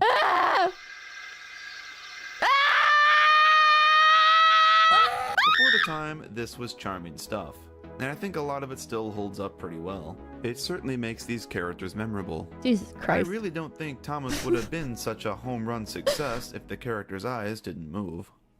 Yeah, probably the set not. design is incredibly strong and very unique to season 1. Oh, thank you. Hello was a British series, 9 seasons, 69 episodes per season, except for season 5, but it was 26 episodes. And realism, and eventually to a point where they try to make the engine seem as real as possible. Season 1 strides in making everything look more like a storybook world. The simplistic character designs themselves reflect this, all being made up of simple geometric shapes with little riveting detail. So many sets, like this one of the Viaduct, or this one of the Junction, was that in Thomas? Or the ever-classic windmill, look like paintings straight out of a children's book, with heavy focus on details in the foreground, like plants growing in swamplands, or someone in a little rowboat fishing, or tire tracks in the snow. Wait, that's a really pretty shot. Consideration to the composition of all these shots that make them seem intentionally like moving illustrations, more so than footage. I think this is greatly reinforced by how little the camera actually moves this season. I think they should. Many of these sets were built to be shot from a single specific angle, and they rarely deter from that. In the next season, we'll start to see a lot more panning shots and dynamic angles. While this season it's a little more rare. Chat, that shot kind of went hard, actually. Start to see a lot more panning shots. Not this one. And dynamic.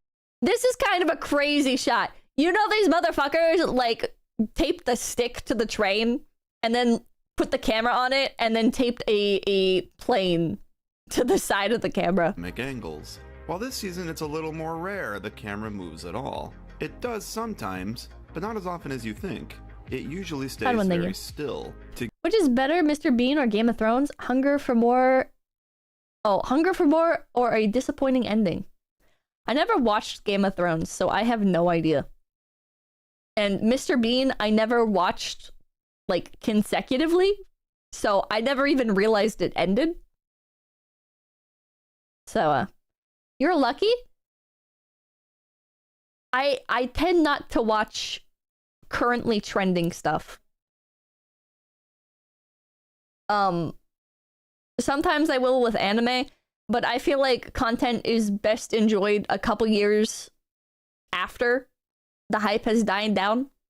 Because otherwise, when you watch something, like, while it still has a bunch of hype to it, everybody's like, oh my god, this is so good, this is so crazy, did you see what happened here and here and here and here? And you're watching it and you're like, I mean, that was okay, I guess. I'm kind of enjoying it less now that you're, like, hyping it up to such a, like, insane level. Or what killed My Little Pony for me, I never even finished watching My Little Pony Friendship is Magic. I was really into it. But I got really tired of people spoiling what happened in, like, the new episodes. It's like, I felt like I was obligated to watch the new episodes immediately as they aired, or otherwise, like, people would spoil everything. And I was just kind of like,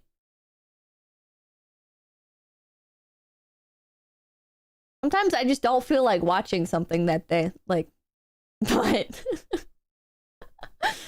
I don't know, man. It's like, I still haven't finished it. I should go back and finish it. It's just, I think, like, the last 2 seasons I never watched. I think I watched a few episodes of the second to last season, but it was kind of bad. Like, I know My Little Pony was never, like, really good, you know? Like, it's fucking My Little Pony. Like, nostalgia goggles aside, you know, it's fucking My Little Pony. It was never, like, amazing. But I don't know. It's decent at best. I feel like when they started pandering to the brony crowd, things went downhill, like, rapidly. Like, I'd say like after season 2, you're really not missing much. MLP gets flanderized and odd as it goes. It gets weird. I dropped off at season 3. There's just, I don't know. This is just too much going on. To give the illusion that this is indeed an illustration brought to life. In what way did they pander to these are meant bronies? to be straight adaptations of children's books. They, this choice in aesthetic instead works of, very well in its favor. Okay, one last My Little Pony rant. So basically the show pandered to bronies by incorporating community memes. Like, they did an entire episode that was just brony fandom memes. They did a bunch of episodes that were like references to the brony fandom. Like, there's one where they go to a fucking My Little Pony convention. I hate when shows do that. It actively fills me with disgust when shows are like, oh, here's fans of the in-universe equivalent to the show. Wow. Yeah, meta shit. Yeah, it's really cringe. It's really fucking cringe. That, or like replaying the best moments, quote unquote, like when there's like a fan favorite moment and the show's like, oh well, we got to do that a few more times because that's what the fans love. Julius Kingsland, thank you. What do you call Thomas fan? Oh my god. Clip episodes? The Scrappy-Doo character is what did it to me? The Scrappy-Doo character in My Little Pony? I don't know that. You mean Ruby? I tried watching Ruby in between the hype. So Ruby like popped off for a little bit and I tried watching it and I was like, yo, this shit's like a 4 out of 10. It's not like the worst thing I've ever seen, but it's not very good either. I don't understand why this was popular. And then like many years after that, it just like suddenly popped off again and I'm like walking into stores and there's Ruby merchandise and I'm like, When did this happen? When the fuck did Ruby pop off? And then it got canceled. Then the main character was homophobic and then they canceled it. Ruby is a guilty pleasure. I just didn't get it. I just didn't get it. I don't know. The entire thing felt like an MMD animation to me. And then I don't know, the story was so... It's so painfully... Wow, it's just like an anime, guys, right? Isn't this just like an anime? Isn't everything that's happening right now just like what would happen in like an anime or manga? Aren't all these like fight sequences and stuff like very anime? Isn't like the world building and stuff, like the stuff that we're talking about, it's kind of like fantasy and drawing from like European folklore and stuff. And it's like kind of like on the nose about it, but also it's like really like warped and deep and different, you know? And you're just sitting there like, okay. Register Generalis, thank you. Wasn't Ruby a hack and slash game that turned into a show later? The version that I heard is that it was like this one guy's passion project. Like he really wanted to make an anime, but he couldn't afford to like commission an anime and he didn't know how to like animate like that. So he made it in Blender, I think? I don't know. It legitimately let the shippers dictate writing and it went poorly. I don't know anything about that. I think the first season like ends with them going to prom. I think that's as far as I watched.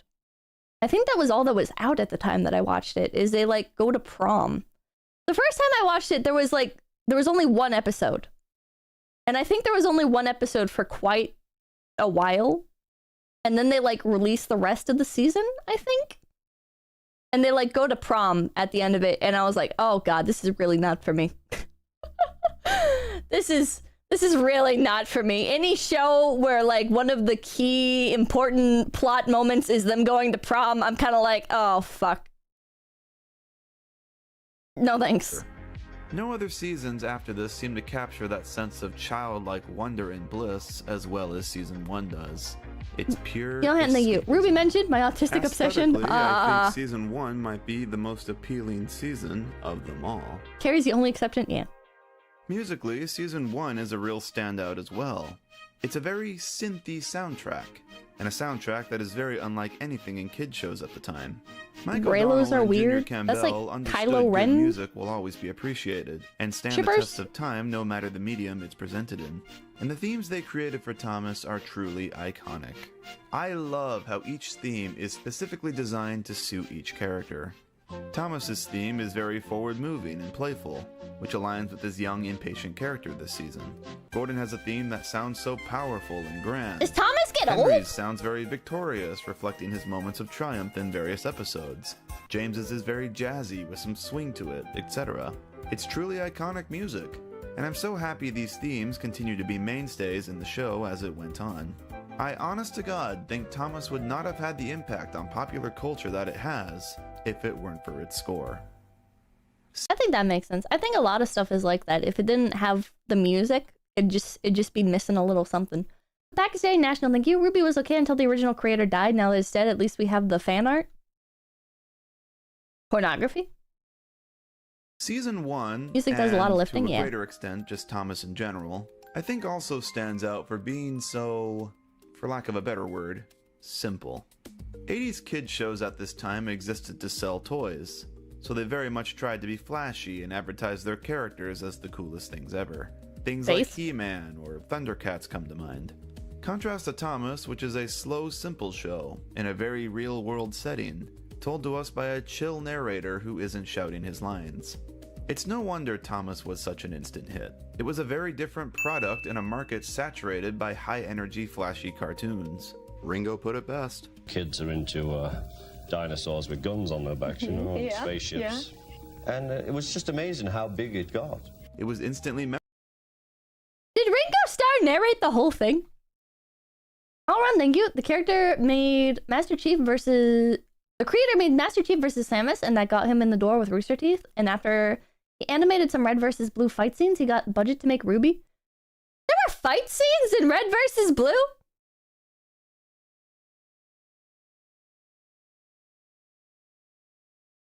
When were there fight scenes? What?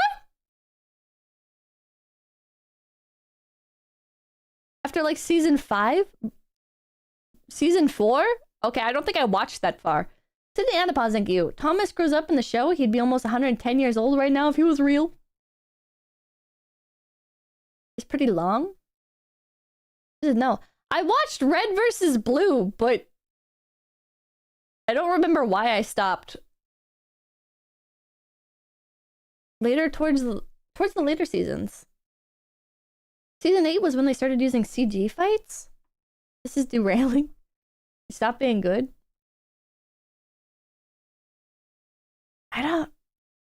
They made like 20 seasons. I don't remember how many seasons I watched. Perfect Gamer, thank you. Check out the season 8 fight scene with Tex versus the Reds. One of the best fight scenes. I don't remember this. Memorable just because it was different. It's a slower show for a slightly younger audience, but at the same time, it didn't talk down to that audience. It didn't make things obvious or ever blatantly state the morals of the stories. Sometimes they'd use more technical dialogue that would be totally lost on kids. So the feed pipe is blocked, said the inspector. I'll just look in the tanks. The brakes are hauled on. Leak in the pipe, most likely. Or have little humorous moments that are genuinely funny.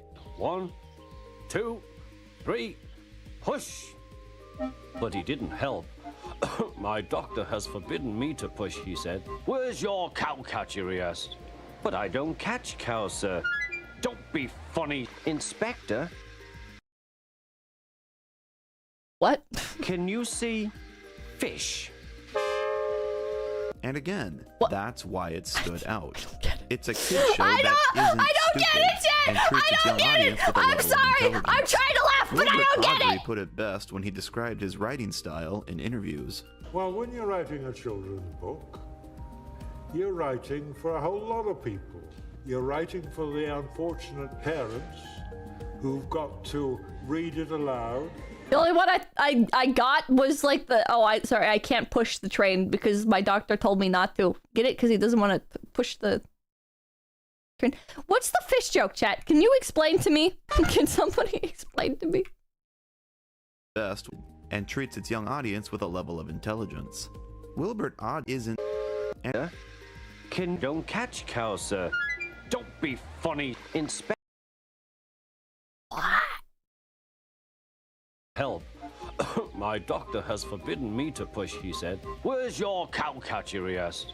Where's your cow catcher, he asked. But I don't catch cows, sir. But I don't catch cows, sir. Don't be funny, I don't get it. Oh, the big ugly thing in front of a train is often called a cow catcher? But it caught a fish?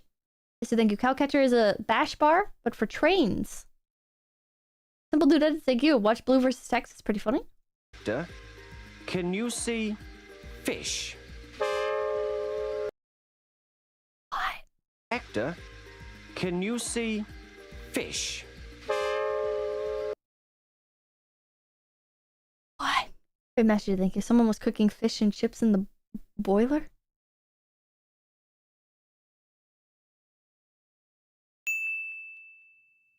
Pascal Saucer, thank you. It's referring to an episode where they get water out of a river and accidentally fill his saddle tanks with fish. And again, that's why it stood out. It's a kid show that isn't stupid and treats its young audience with a level of intelligence. Wilbert Audrey put it best when he described his writing style in interviews. Well, when you're writing a children's book, you're writing for a whole lot of people. You're writing for the unfortunate parents. Or when you're Paw Patrol, you're writing to sell lots and lots of toys. More toys than the 80s sold. We can top those sale charts, right? We can put out more episodes of Paw Patrol. Hey, Paw Patrol, you guys like Paw Patrol, right? Who've got to read it aloud. I hate Paw Patrol. Time after time after time after time. Go to Katan, thank you. Put in little funny bits, subtle bits, which they'll enjoy. And then there's the simple slapstick stuff Thomas the needed child was water and stopped to get water with a bucket and rope over a river and ended up catching fish and put it in Thomas. There definitely were other slower shows like Thomas around at this time, especially in England, like Fireman Sam or Postman Pat. But Thomas managed to stand out from them for having a sort of charm that could be found nowhere Pakistani else. national thing. You sing as you don't know what a cow catcher is. Do you know what? No. What I absolutely appreciate the most about Season 1 is its consistency. It's consistent in more ways than you think. It's consistent train in game go? tone through and through. It's consistent in its accuracy to the original stories. It's consistent in its continuity. Me was never had an accident. On jammed whistles and burst safety valves accidents. And it's consistent with the placement of all the locations and set throughout the episodes. Like how that one signal box is always right after the junction to the branch line. The viaduct is always before Wellsworth. Maron is always the station on the other side of Gordon's Hill. That is very surprising consistency. I feel like most shows would be like, all right, we got a few different scenes we can use. Record the scenes once, tear down the set. Actually, record the scenes twice. Record the scene once where they're going towards the camera and one when they're going away from the camera. Okay, now destroy that scene, rebuild it, reuse the materials. We're gonna use these same few shots over and over and over and use them and name them different things Except for that one time it wasn't. Whoops, etc. I think it manages this consistency so well because it's not juggling as many elements as later seasons are. It has 7 core characters, Cute. 8 books it is adapting, and only a handful of sets. So everything just sort of works because everything is easy to keep track of. Contrast to later seasons where there are so many elements at play, and they just sort of stop caring about the logic of how a character gets from location to location, or if a character is consistent with a previous portrayal. By comparison to later seasons, Season 1 is just very well Julius thought out. Kingsley, thank you. Anybody remember the show with the Let's tugboat? discuss something.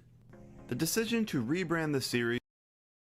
I vaguely remember a children's book with a tugboat. It was like a red tugboat with like a blue trim. As Thomas the Tank Engine and Friends. Am I crazy? Instead of keeping the book series original title. The Railway series was very much an ensemble Theodore? series, where there wasn't a single main character. Thomas wasn't the main character in the books. Did you ever watch There were huge JJ's chunks Jet of Plane? time Nope. where Thomas just wouldn't appear at all. But he was definitely the most popular. And I think Britt's decision he's to market number the show one! around him versus everyone was a smart one.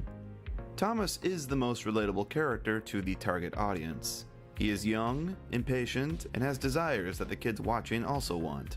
He wants to please his guardian figure. He wants reward. He wants to go out and see the world around him. I'm tired of pushing coaches. I want to see the world.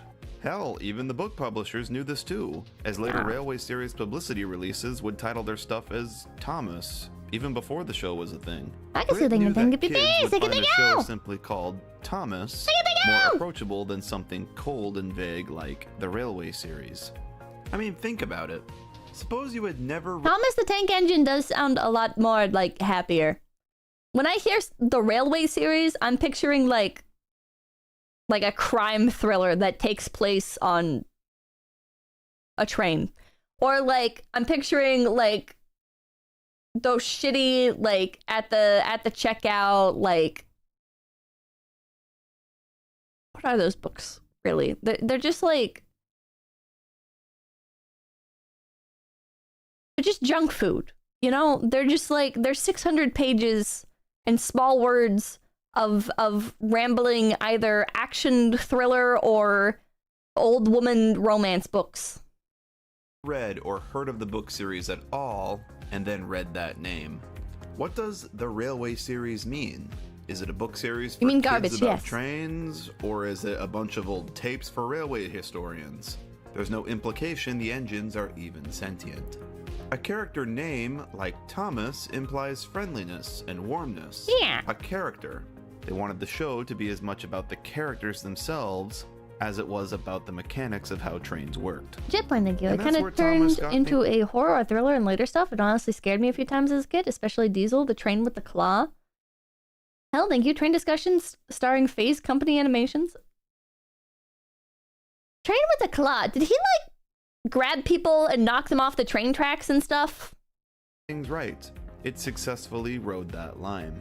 It was a show about friendly, happy characters, but it was also a show about real trains, doing real train things. It was in the movie. The title, I feel like I Thomas vaguely the remember Tank that. Engine and Friends, is much more successful in directly conveying what the show is. You could never have heard about the show before and know exactly what it's about just by reading the title.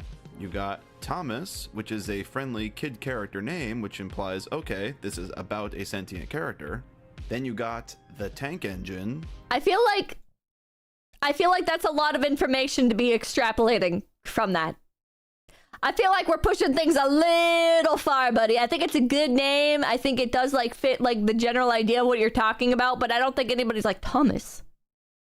Thomas, from this I can discern that it's about a friendly, anthropomorphized character, because Thomas is just a very friendly name.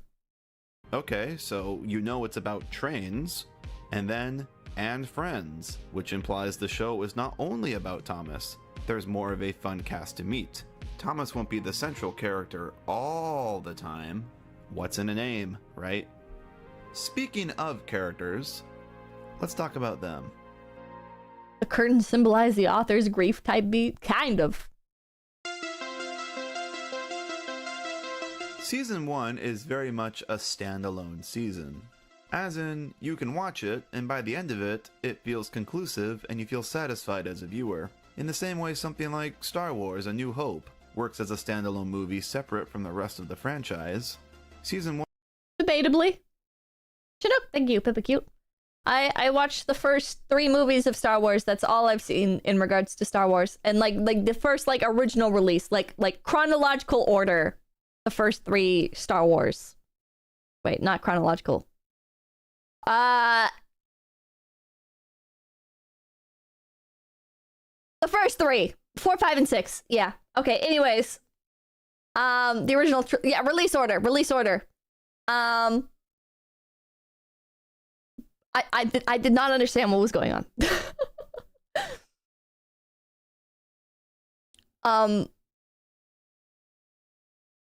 Understood on their own is a little bit of a stretch. It's kind of... I understood like the first one, right? Like the first one, it kind of like springs you into the middle of things and you're like, okay, all right. I kind of get what's happening. Okay, yeah. This makes sense. And then like the rest of them happen and I'm like, what? What? Okay. Okay. I still don't feel like they entirely stand alone, I guess. I don't know. ADHD brain. It feels like you had trouble following the Star Wars plot. Not the plot, because like the plot is really simple, right? Basically, like what's happening is you have like this farm boy type character and he stumbles upon something that he wasn't supposed to, and that gets his family killed, and now he wants to, like, both, like, take revenge on them and make the universe better. And then along his journey, he meets, like, some mentor characters, and he meets his love interest, and, like, all is well in the end. Okay? But, like, what is everything else that's going on? Why is all of the equipment like futuristic but also old? Why like are these characters like who they are? What is happening outside? Like Luke makes sense, right? But everything else, it's like holy shit, there is a lot happening. There is, like, when you sit down and you look at Star Wars, it raises a lot more fucking questions than it does answers. Which I guess was the point of, like, the prequels and stuff. Like, oh yeah, Darth Vader is some dude. I don't know his story. I don't know why Darth Vader is the way he is. But, like, you're watching the movie and you're like, who the fuck is this dude? And going into it, I thought Darth Vader would be like more of like a character in it, but Darth Vader kind of like pops in and then like disappears and you're like, "Oh." And then he like does a lot in like the third movie And you're like, oh, okay. I still don't know why he's doing this. I don't know why Darth Vader, he's like, I must control the universe. And you're like, oh. Yeah. Okay.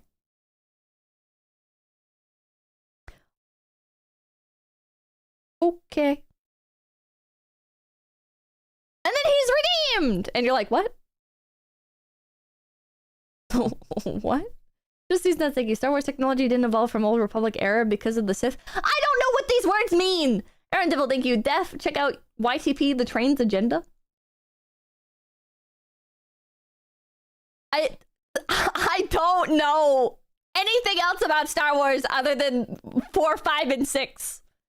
Those are the only movies that I have seen. It is the only media of Star Wars I have consumed. So I don't know what the Republic is. The Siths, I think, are the evil Jedi. There's like the Jedi, and then the Sith are the bad ones. They've got red lightsabers because they're evil. Because they want to have sex or something.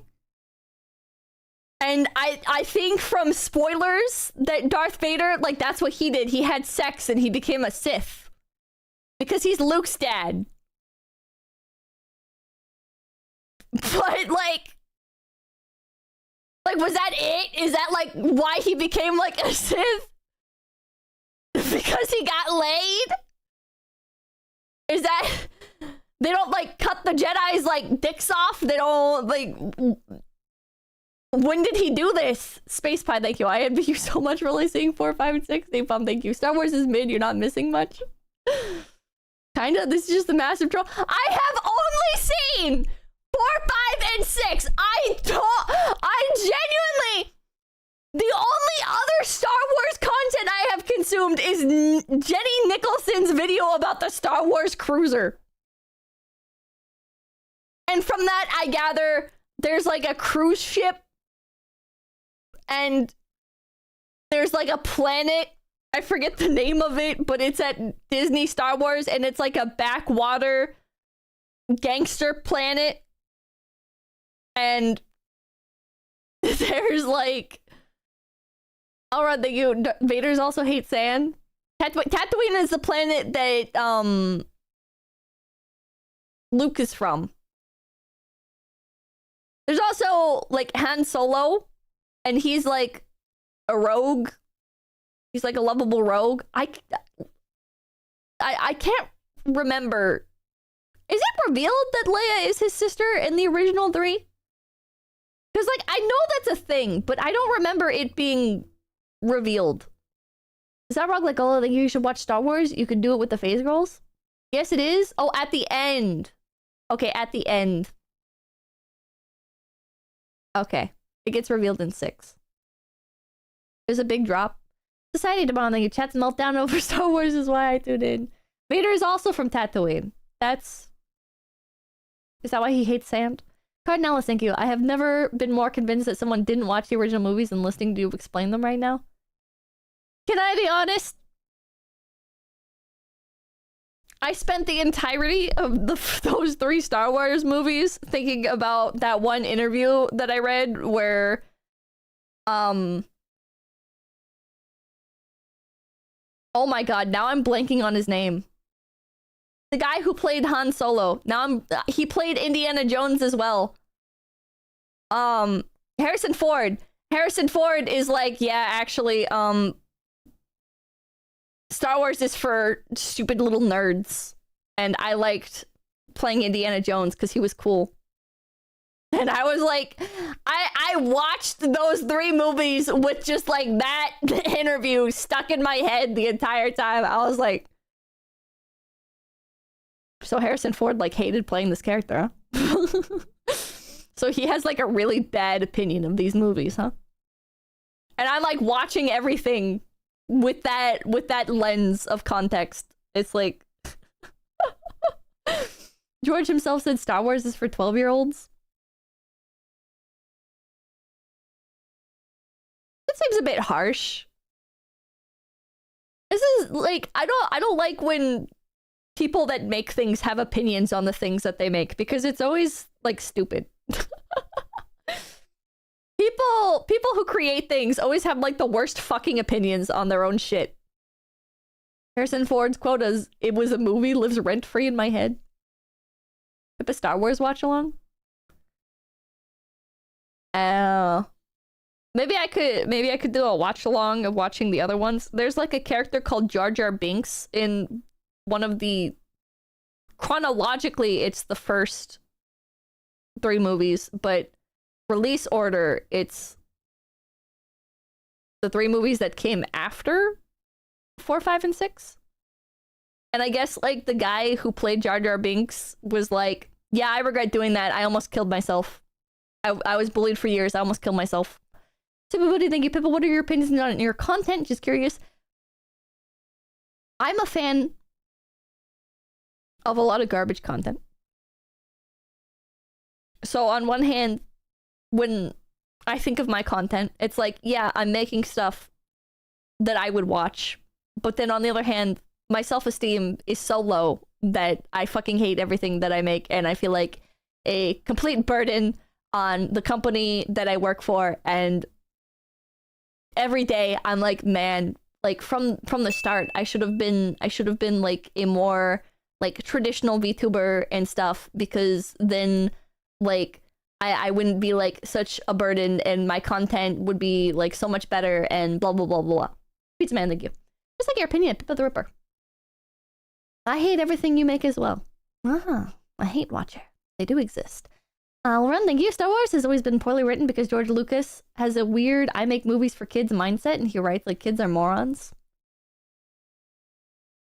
So like, do the people in chat who like Star Wars like actually like Star Wars? Is that...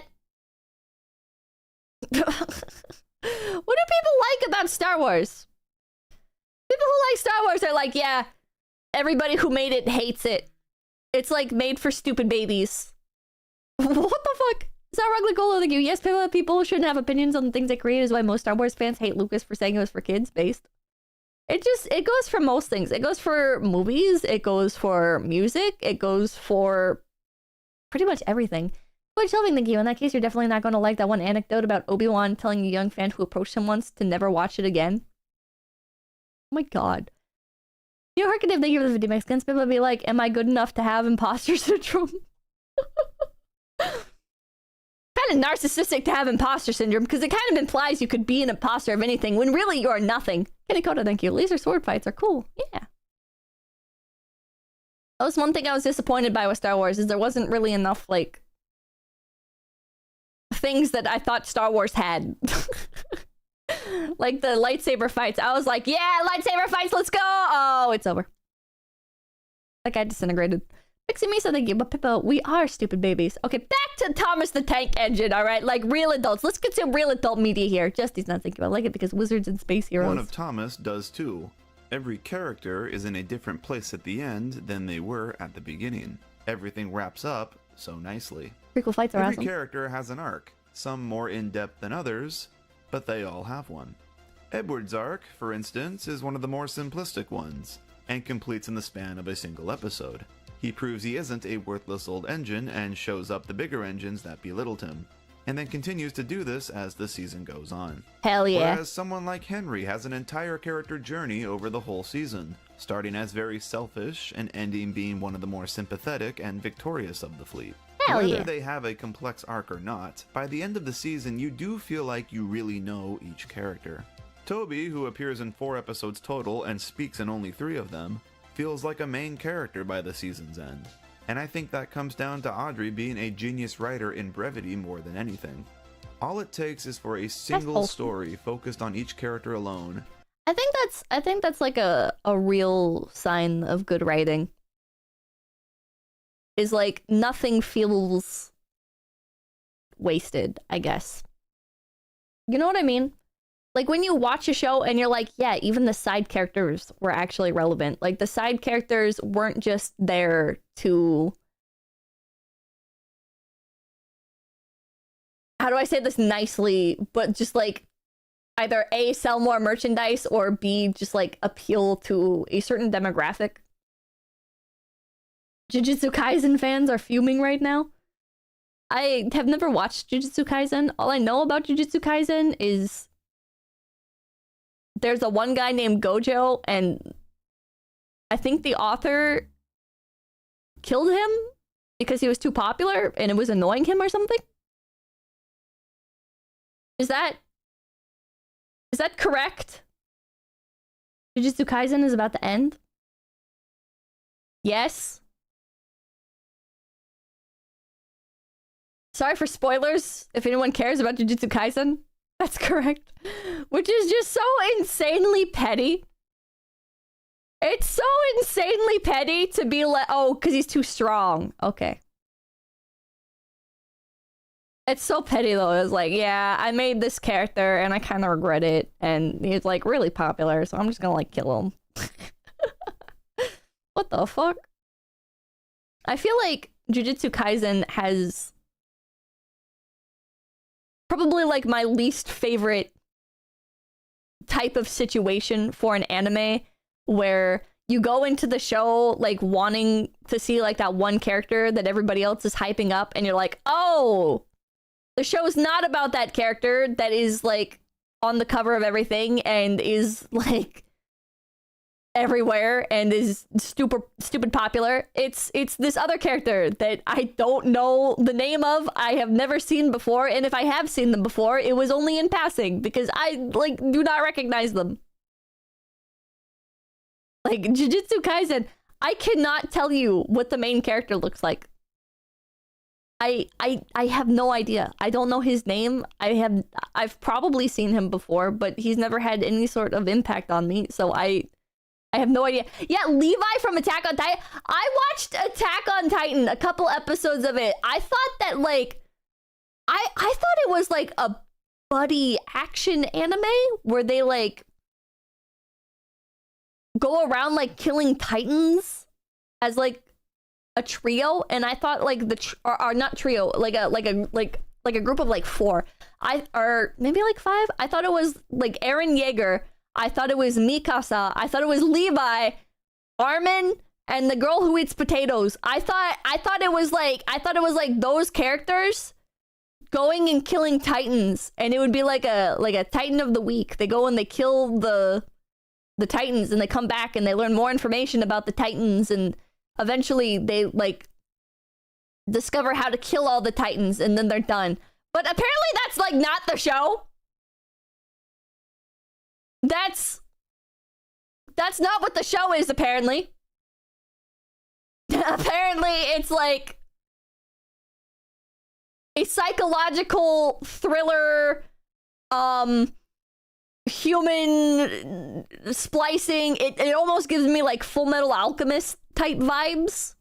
It feels like Attack on Titan is like trying to be Full Metal Alchemist. That's probably like a really bad take if you actually know about Attack on Titan. But I just like watched some Attack on Titan, and then I learned some more about it as time went on, and that's like the vibe it gave me. So that's what I'm gonna like. That's what I feel about it.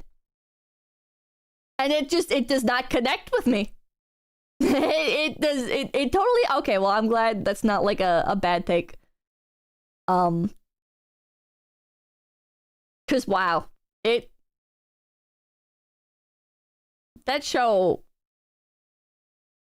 like, this is a hot take, but it does not need to be as complicated as it is. That show really does not need to have such a expansive world and so many characters and so many plot lines for its concept. In my opinion. You know, you're free to love the show and be like, no, everything like works great. You're just wanting it to be something that it's not. And it's like, yeah, I'm wanting it to be something that it's not because I don't like what it is. I'm happy for you if you enjoy it, but it's not for me. It's not for me. The plot lines aren't too complex. It's just sort of bad. I mean, good series, in my opinion, can have plot lines that are quite simple but feel complex with how everything is so masterfully put together. And then other times there can be stories that have such amazingly complicated, in-depth plot lines, and it feels simple because, again, everything has been put together so masterfully, you know? Give an example then. Full Metal Alchemist. Full Metal Alchemist has a lot of shit going on. But it all feels so simple when you watch it. Everything connects together so perfectly that you're like, oh, yeah, this makes sense. Like this... Full Metal Alchemist Brotherhood, yeah. It's well made. It's very, very well made. If you want like another really mainstream example, I guess, I'd say Breaking Bad has the opposite, where it's a really simple story that feels more complicated than it actually is. Breaking Bad, not an anime, but like when you look at it, it's very simple. Everything that's happening is very like, okay, this and then that, and it's all very simple, but it all connects together so well, and you see so many like different points of views from the characters that you're like, oh, there's like all this stuff going on, but there's not a lot of stuff going on. It's really simple, everything that's happening. It's very point A to point B. But the way that it's presented to you from like all the different character perspectives and from like different timeline jumps, it feels like it's more intense than it is. Arcane? I think Arcane is an example of it being complicated, but not feeling complicated. But yeah, Attack on Titan just felt like too much shit going on and did not feel well put together. That's my hot take. Drexel, thank you. Baccano is simple, but told in a complicated way. For you to totally know what each one is all about. Thomas and Gordon have very noteworthy arcs, and this is something I never see anyone talk about. I can say with confidence that Thomas and Gordon were the main characters of Season 1. This was their season. Thomas and Gordon have a rivalry that starts in the very first episode, aptly titled Thomas and Gordon. Thomas is a cheeky little shithead, and Gordon is pompous and self-important. Their journeys come full circle as they both have incidents separate from each other that humble them. I'm feeling alright tonight? Thomas Yeah, gets I haven't stuck in really the snow. moved it, so. Gordon loses the express to James. Thomas leaves his guard behind. Gordon bursts his whistle. Thomas gets fish in his tanks. No! Gordon runs into a ditch. This all comes to a beautiful close in the second to last episode, Down the Mine, where Gordon and Thomas grow so much as characters that they finally decide to put their differences aside. Shall we form an alliance? You help me, and I'll help you. Thomas and Gordon hate each other in the very first episode, and by the end of the season, you know where Baccano takes place? That's right, a train. Oh my God. Into the sunset. It's all coming Down the Line together. is the spiritual finale to Season 1, in my opinion, showing the end of the show's two main characters introduced at the very beginning. They both sound like crap As much as I workers. love It's amazing the that you trend get of scrap ending every work. season with a Christmas episode, this scene here really feels like a proper end. And buffer to buffer, the Allies puffed home.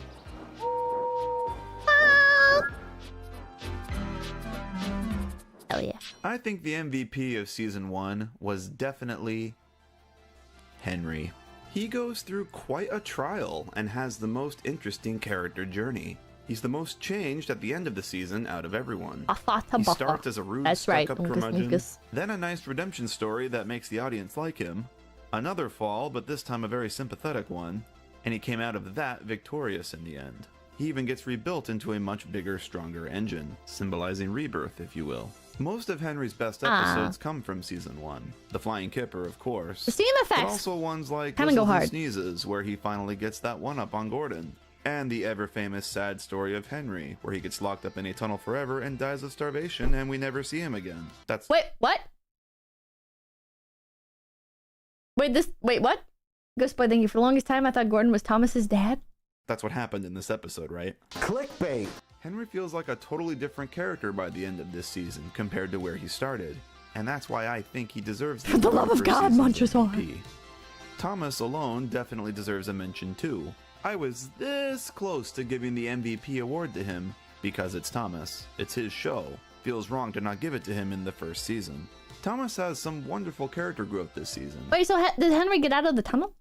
Starting out as the little shithead he was in Thomas and Gordon, and showing real development through episodes like Breakdown Train, where he rescues James at a moment's notice. The and is train gifted avatar his win? branch line. Hold on, watch this. Thomas's arc is a much larger ongoing one though, that's worth discussing at a later time. But I think the season ended at a good place for him where it feels conclusive.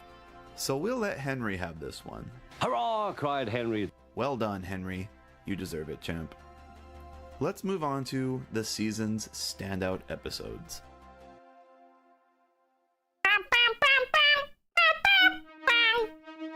Season 1 had a wonderful array of stories. All of our main characters get spotlight episodes. Some lucky few get several. Thomas comes in on top with a grand total of 11 lead roles, Gordon in second with 6, and Henry in third with 5. I'd argue that every episode this season is memorable for one reason or another, but which is truly the standout? I think this season's best episode award goes to the surprise of no one, You weren't crossing the Flying tracks, Kipper. were you? This is the one that The is signal totally guards were very down. different from everything else. You're gonna get hit by a Taking train. place in a And I'm snowy gonna countryside record it at for content. dawn, alongside a very beautiful score. A completely new type of atmosphere that we hadn't Pippa's bored of the video? Yeah, kinda actually. seen in the show prior to this, or really since. Visuals wise, the ones in this episode are undoubtedly I think this is a very wholesome video, and I appreciate his passion for Thomas the Tank Engine. However, this video did not need to be 28 minutes long. It could have been 5 minutes long. There's like some nice moments. There's some nice moments, but it's like, come on. A lot of it's padding. the most striking of the season. It notably has the first big crash of the series too, which is treated with total seriousness. After the crash, there's a moment of silence for the audience to take in what just happened. It's a very mature moment, and I'm really glad it's not train sugar-coated. PTSD. Notably, the original story plays this crash off in a light-hearted, almost goofy manner, having the guard of the van Henry crashed into complaining about Henry making him spill his cocoa or whatever. I heavily respect Britt and David for removing that silliness of this scene entirely and playing it completely straight. It's so much more adult and impactful this way.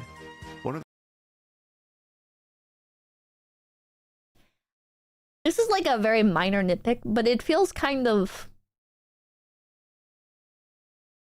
Yes, these...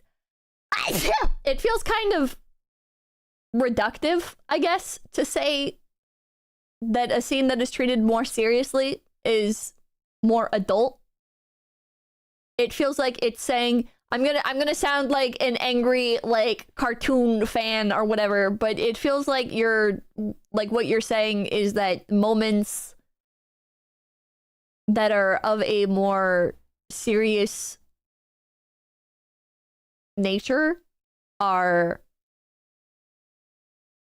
reserved for content aimed at adults, I guess. Yeah, kids can handle serious stuff. Yeah, I feel like people saying that, like, oh wow, like Scar killing Mufasa, that was like such a like adult moment, and then like Simba crying and stuff, and like how like the music like dies down and you're like left with like the sadness of the moment. So, like that's very like a very like adult moment for like a kids movie. You're like yeah,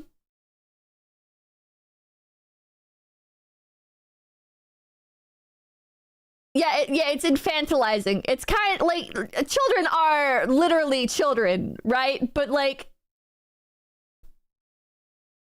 I feel like when you're like, oh yeah, like that's like an adult moment, you're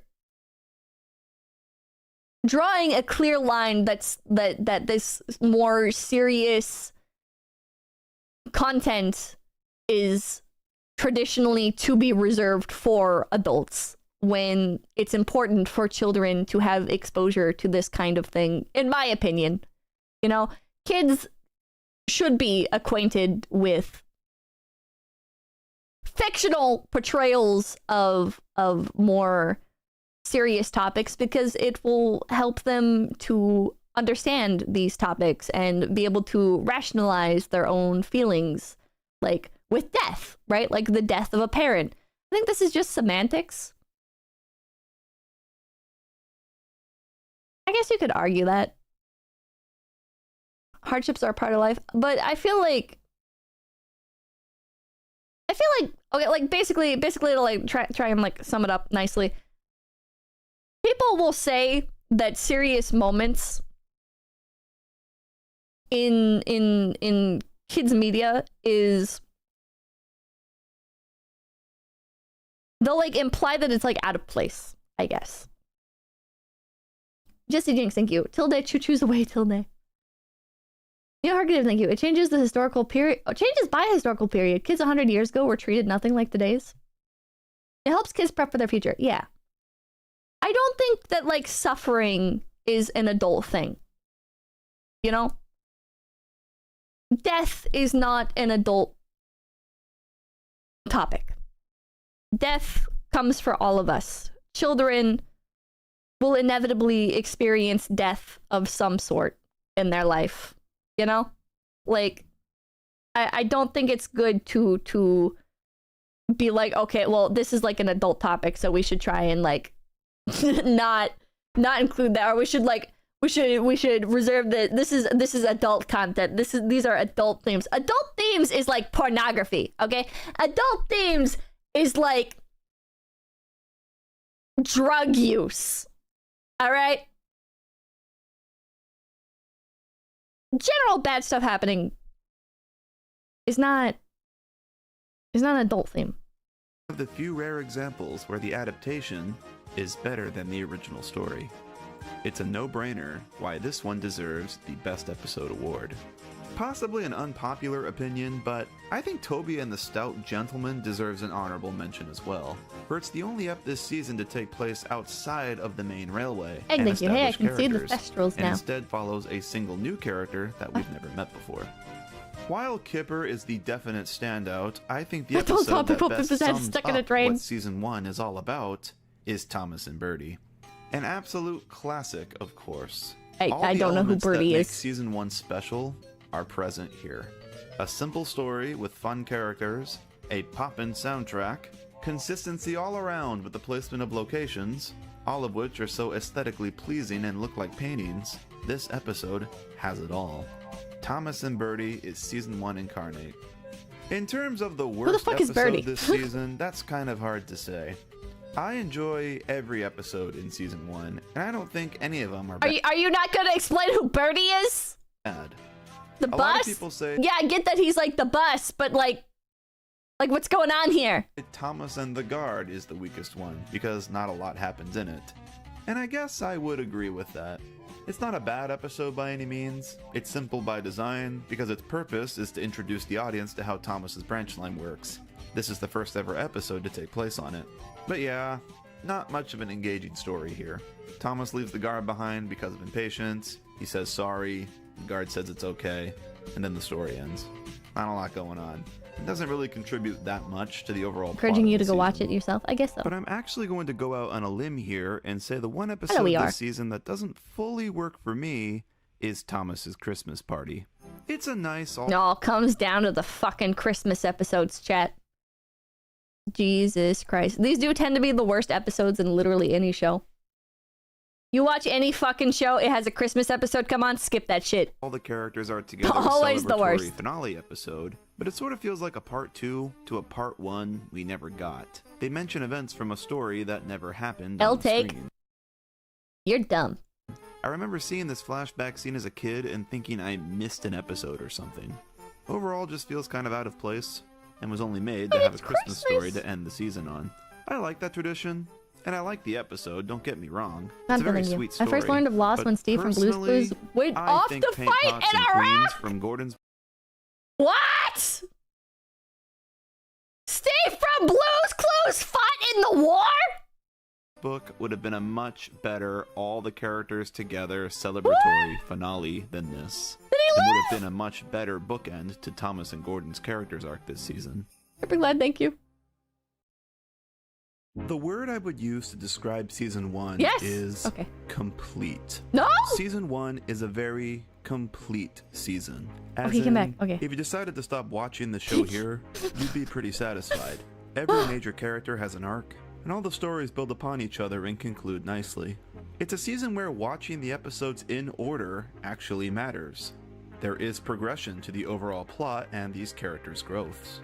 And thus, I think this season is slightly underrated, as I feel people sort of write season 1 off as boring in comparison to the more exciting stuff later on.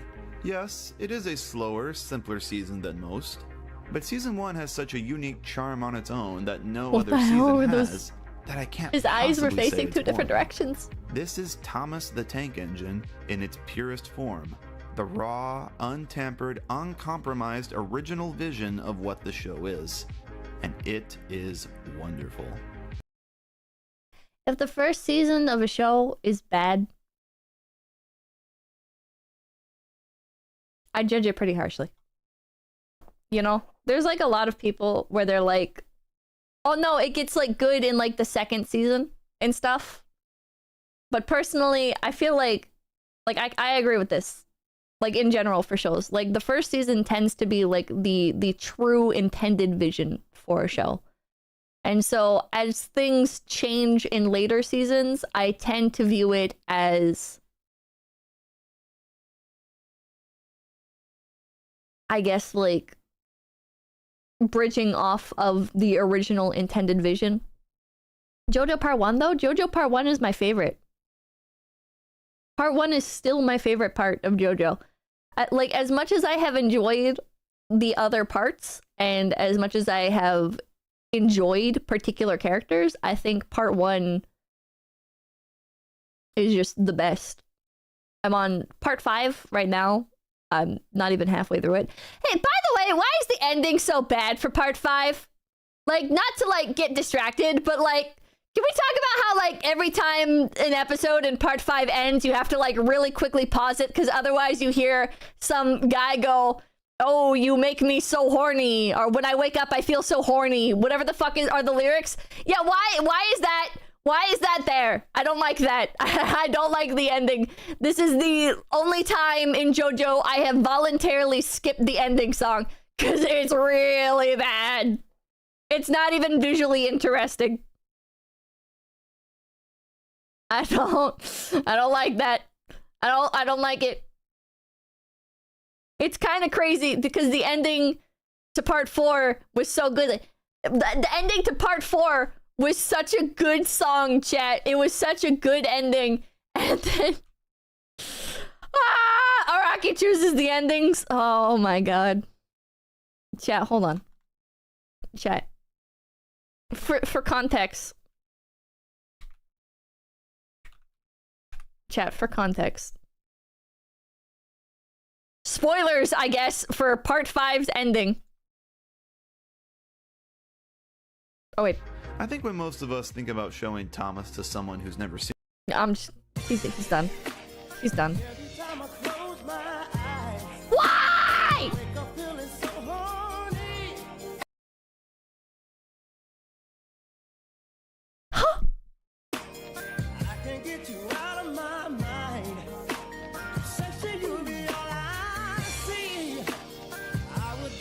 I like Part 5 less than I like Part 2.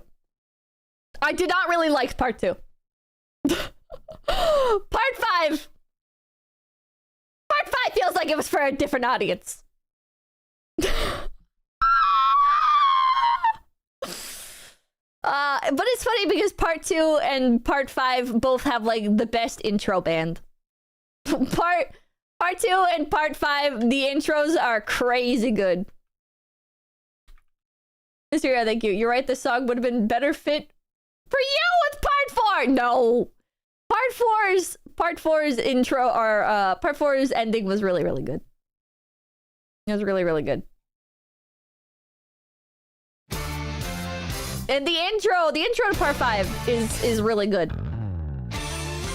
The intro kind of gets me hyped every time, even though I haven't really been enjoying it too much.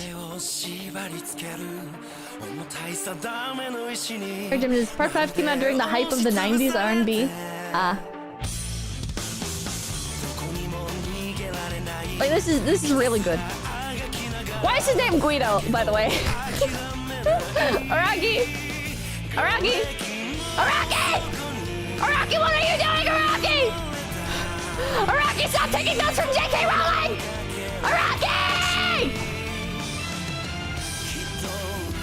Jesus Christ. Because he's Italian. Yeah. You know what? Keep taking notes. Keep taking notes. Bingo! So good. So good. This character sucks, but his stand is so cool. And this guy kind of grew on me because his stand is so cool. Like, this guy as like a character, I'm like, like, whatever. You know, he's kind of boring. Like, this guy as a character, it's like sweet that he like plays like kind of like the dad role to like the other guy, Narancia. But then this guy comes out, he's so fucking cool! This stand is so fucking cool! God, what a fucking cool stand. Narancia and Fugo both like are not very good characters in my opinion, but God, they both have such sick stands. If the stands weren't as good as they are in the show, I'd be like, man, whatever, skip. 0, thank you. Part 3 in the ending, last train home got me through my grandpa's passing. Thanks, Araki. That's really wholesome. Fighting Arjun is like you. He was watching Godfather and 90s gangster movies. Oh, God. Oh, God. I'm not into yaoi, but no shame. What the fuck? You're gonna regret saying that about Narancia? We'll see. We'll see. Maybe Narancia gets better, but like, man, I just can't with like the annoying little boy types, chat. I just can't. I can't. I didn't like Hayato, not just because he was like trying to get Kira killed, but also like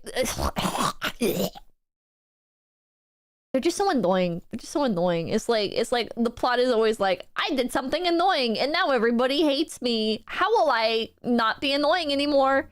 Battlebot, thank you. Roundabout next? Roundabout was good. I was watching JoJo on Netflix and it kept auto skipping the ending, which is unfortunate, but Roundabout was pretty good. How did you feel about Polnareff when part 3 wrapped up? I still fucking hated him. I still don't like Polnareff. Polnareff sucks. Seo-chan, thank you. Chicken pizza is train weeb, not weirdo. I'm not a train weeb. I'm learning about trains.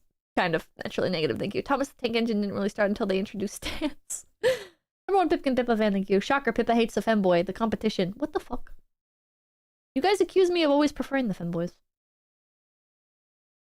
Least favorite Jobro of the Stardust Crusaders. Yeah, Polnareff.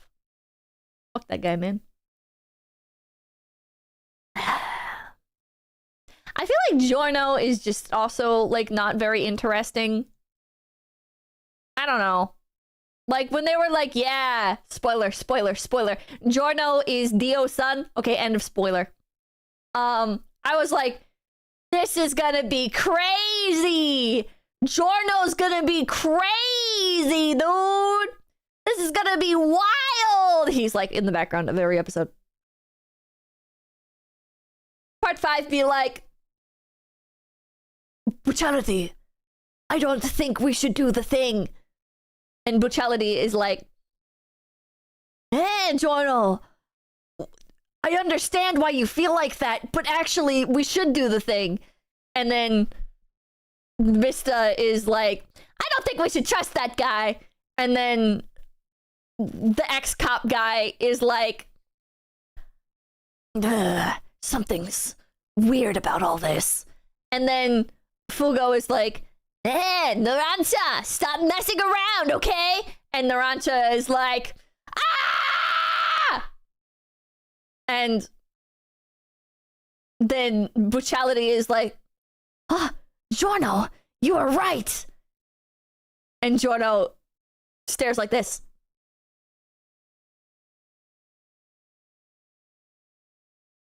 End of episode.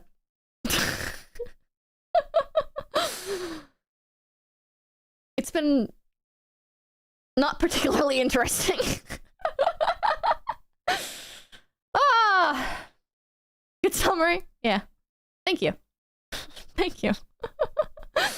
It's yeah. JoJo is a supporting character, but not a super interesting one. not a super interesting one. Not when you set him up as being that one guy's son. Because when you set up a character as being the one guy's son, you're gonna be like, for me, I was like, oh man, he's this other guy's son. He's either going to be like super like that character and kind of like an alternate universe like rerun type situation, or he's going to be like a foil to that character. And Giorno's just kind of like a boring blend of that other character's traits mixed with like some, oh, actually, he's different. It's like, that guy, thank you. Giorno is Dio's son made with Jonathan's balls. Don't say it like that! Boring. He's boring. He's bland and boring. But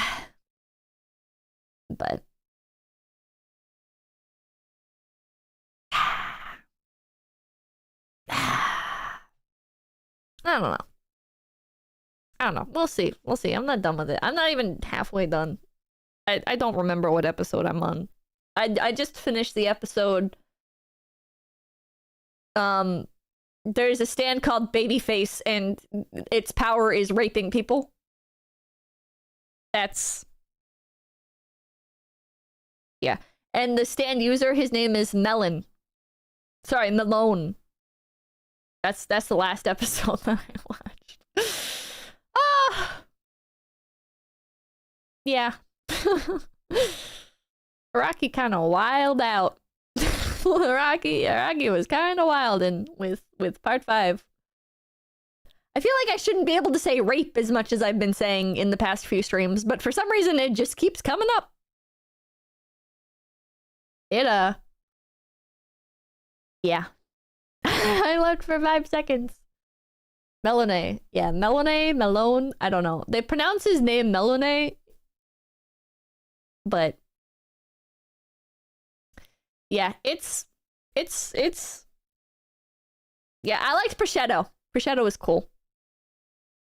I like that Prosciutto was like, Fishy, you must do your best, okay? Like, don't be a fucking idiot, all right? Do your best. And Pesci was like, Anaki! And it's like, I don't know what's I don't know why these two are like this, but it's kind of funny. It's I don't know. It's just a delightful. They were just a delightful duo. What's your thoughts on Pesci? Motherfuckers are a sentient radish. He's a sentient radish. That's kind of weird. He's not literally a sentient radish, but it's pretty funny.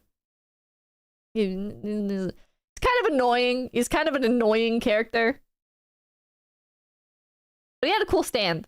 He had a really cool stand. The duo is worse than the one that's coming up. I liked them. I like the silly little duo characters though. I really liked Oingo and Boingo, and then I really liked Whole Horse and Boingo, and or some of like the other duos. I can't remember off the top of my head. What's your favorite stand so far? Maybe Purple Haze? Maybe. Purple Haze is pretty fucking cool. Purple Haze is pretty fucking cool. There's a few duos in this arc.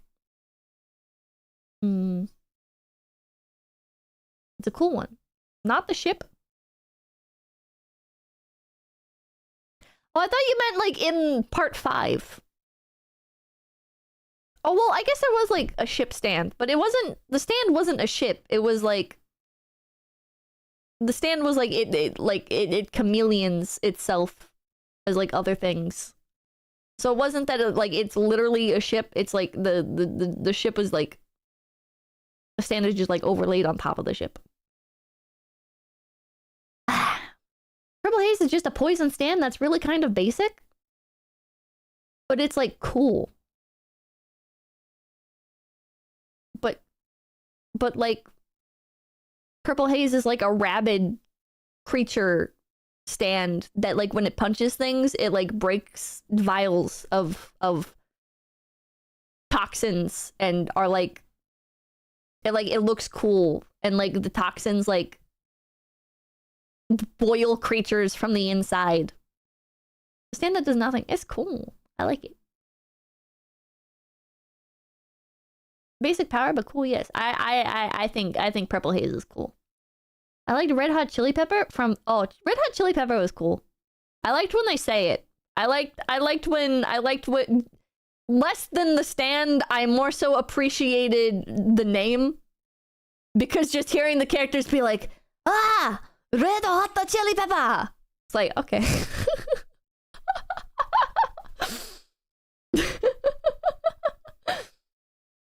Araki himself admitted Purple Haze was too overpowered. It's kind of a crazy stand. It's kind of a crazy stand. Him and Rohan, man, they have like crazy stands. Are you enjoying the subtitle names of them too? The subtitle names? I'm not. I'm watching like the Blu-ray version now, so I don't have to be forced to witness the terrible censored names, localized names. Zipper Man. Yeah, I know him as Sticky Fingers. I think. If I remember correctly, his name is Sticky Fingers. Anyways, it's 9:37 p.m. I am going to head out. I'm gonna head out. Hey, Pepper! Hey, Pepper! Are you ready? Are you ready?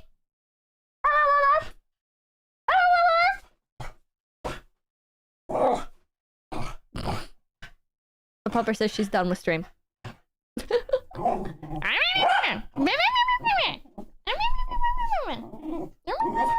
yeah, the tortoise is cool.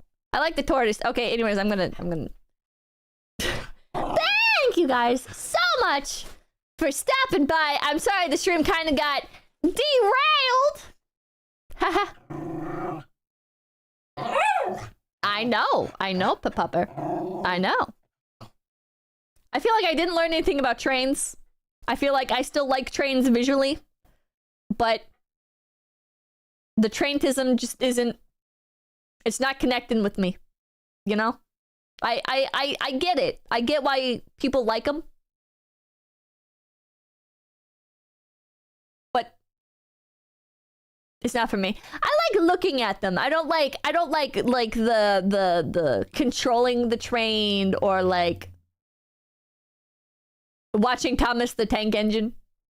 You know, we learned about Thomas. We did learn about Thomas. Yeah.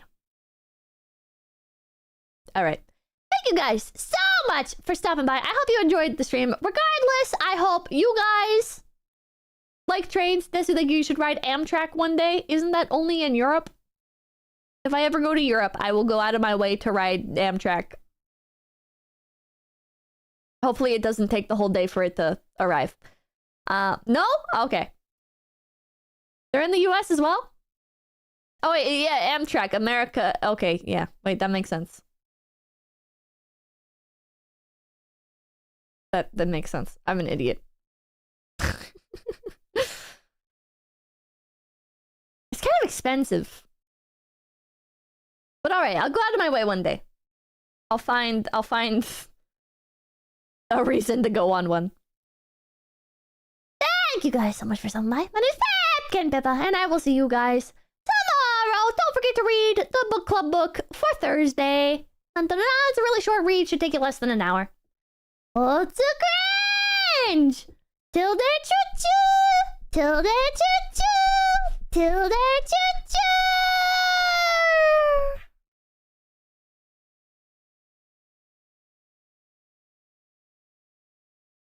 Day fluffles away till day, till day fluffles away till day, till day fluffles away till day. We hope you enjoyed your stay, Tuesday through Saturday. We'll see you again soon, a few hours past noon.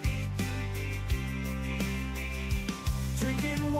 watching, reacting, backseating. ISP problems left waiting. What the hell is denpa eating? Mama, spare this chatters, go ham. Miss Super Chats, when will Pip Possum come back? We hope you enjoy your stay. Your favorite streamers live. So today, she'll be offline. 𝐒𝐴𝐵𝐵, we'll see you again soon. Leave a like and bob to the outro tune. Next stream we'll argue and laugh. Next stream we'll have a blast. Stick around to see who pipperates. Read the chat rules and say, hey dude, we'll stream again soon. Come back again. And remember us when you hit message send. Till day fluffles away, till day fluffles away, till day fluffles away, till day.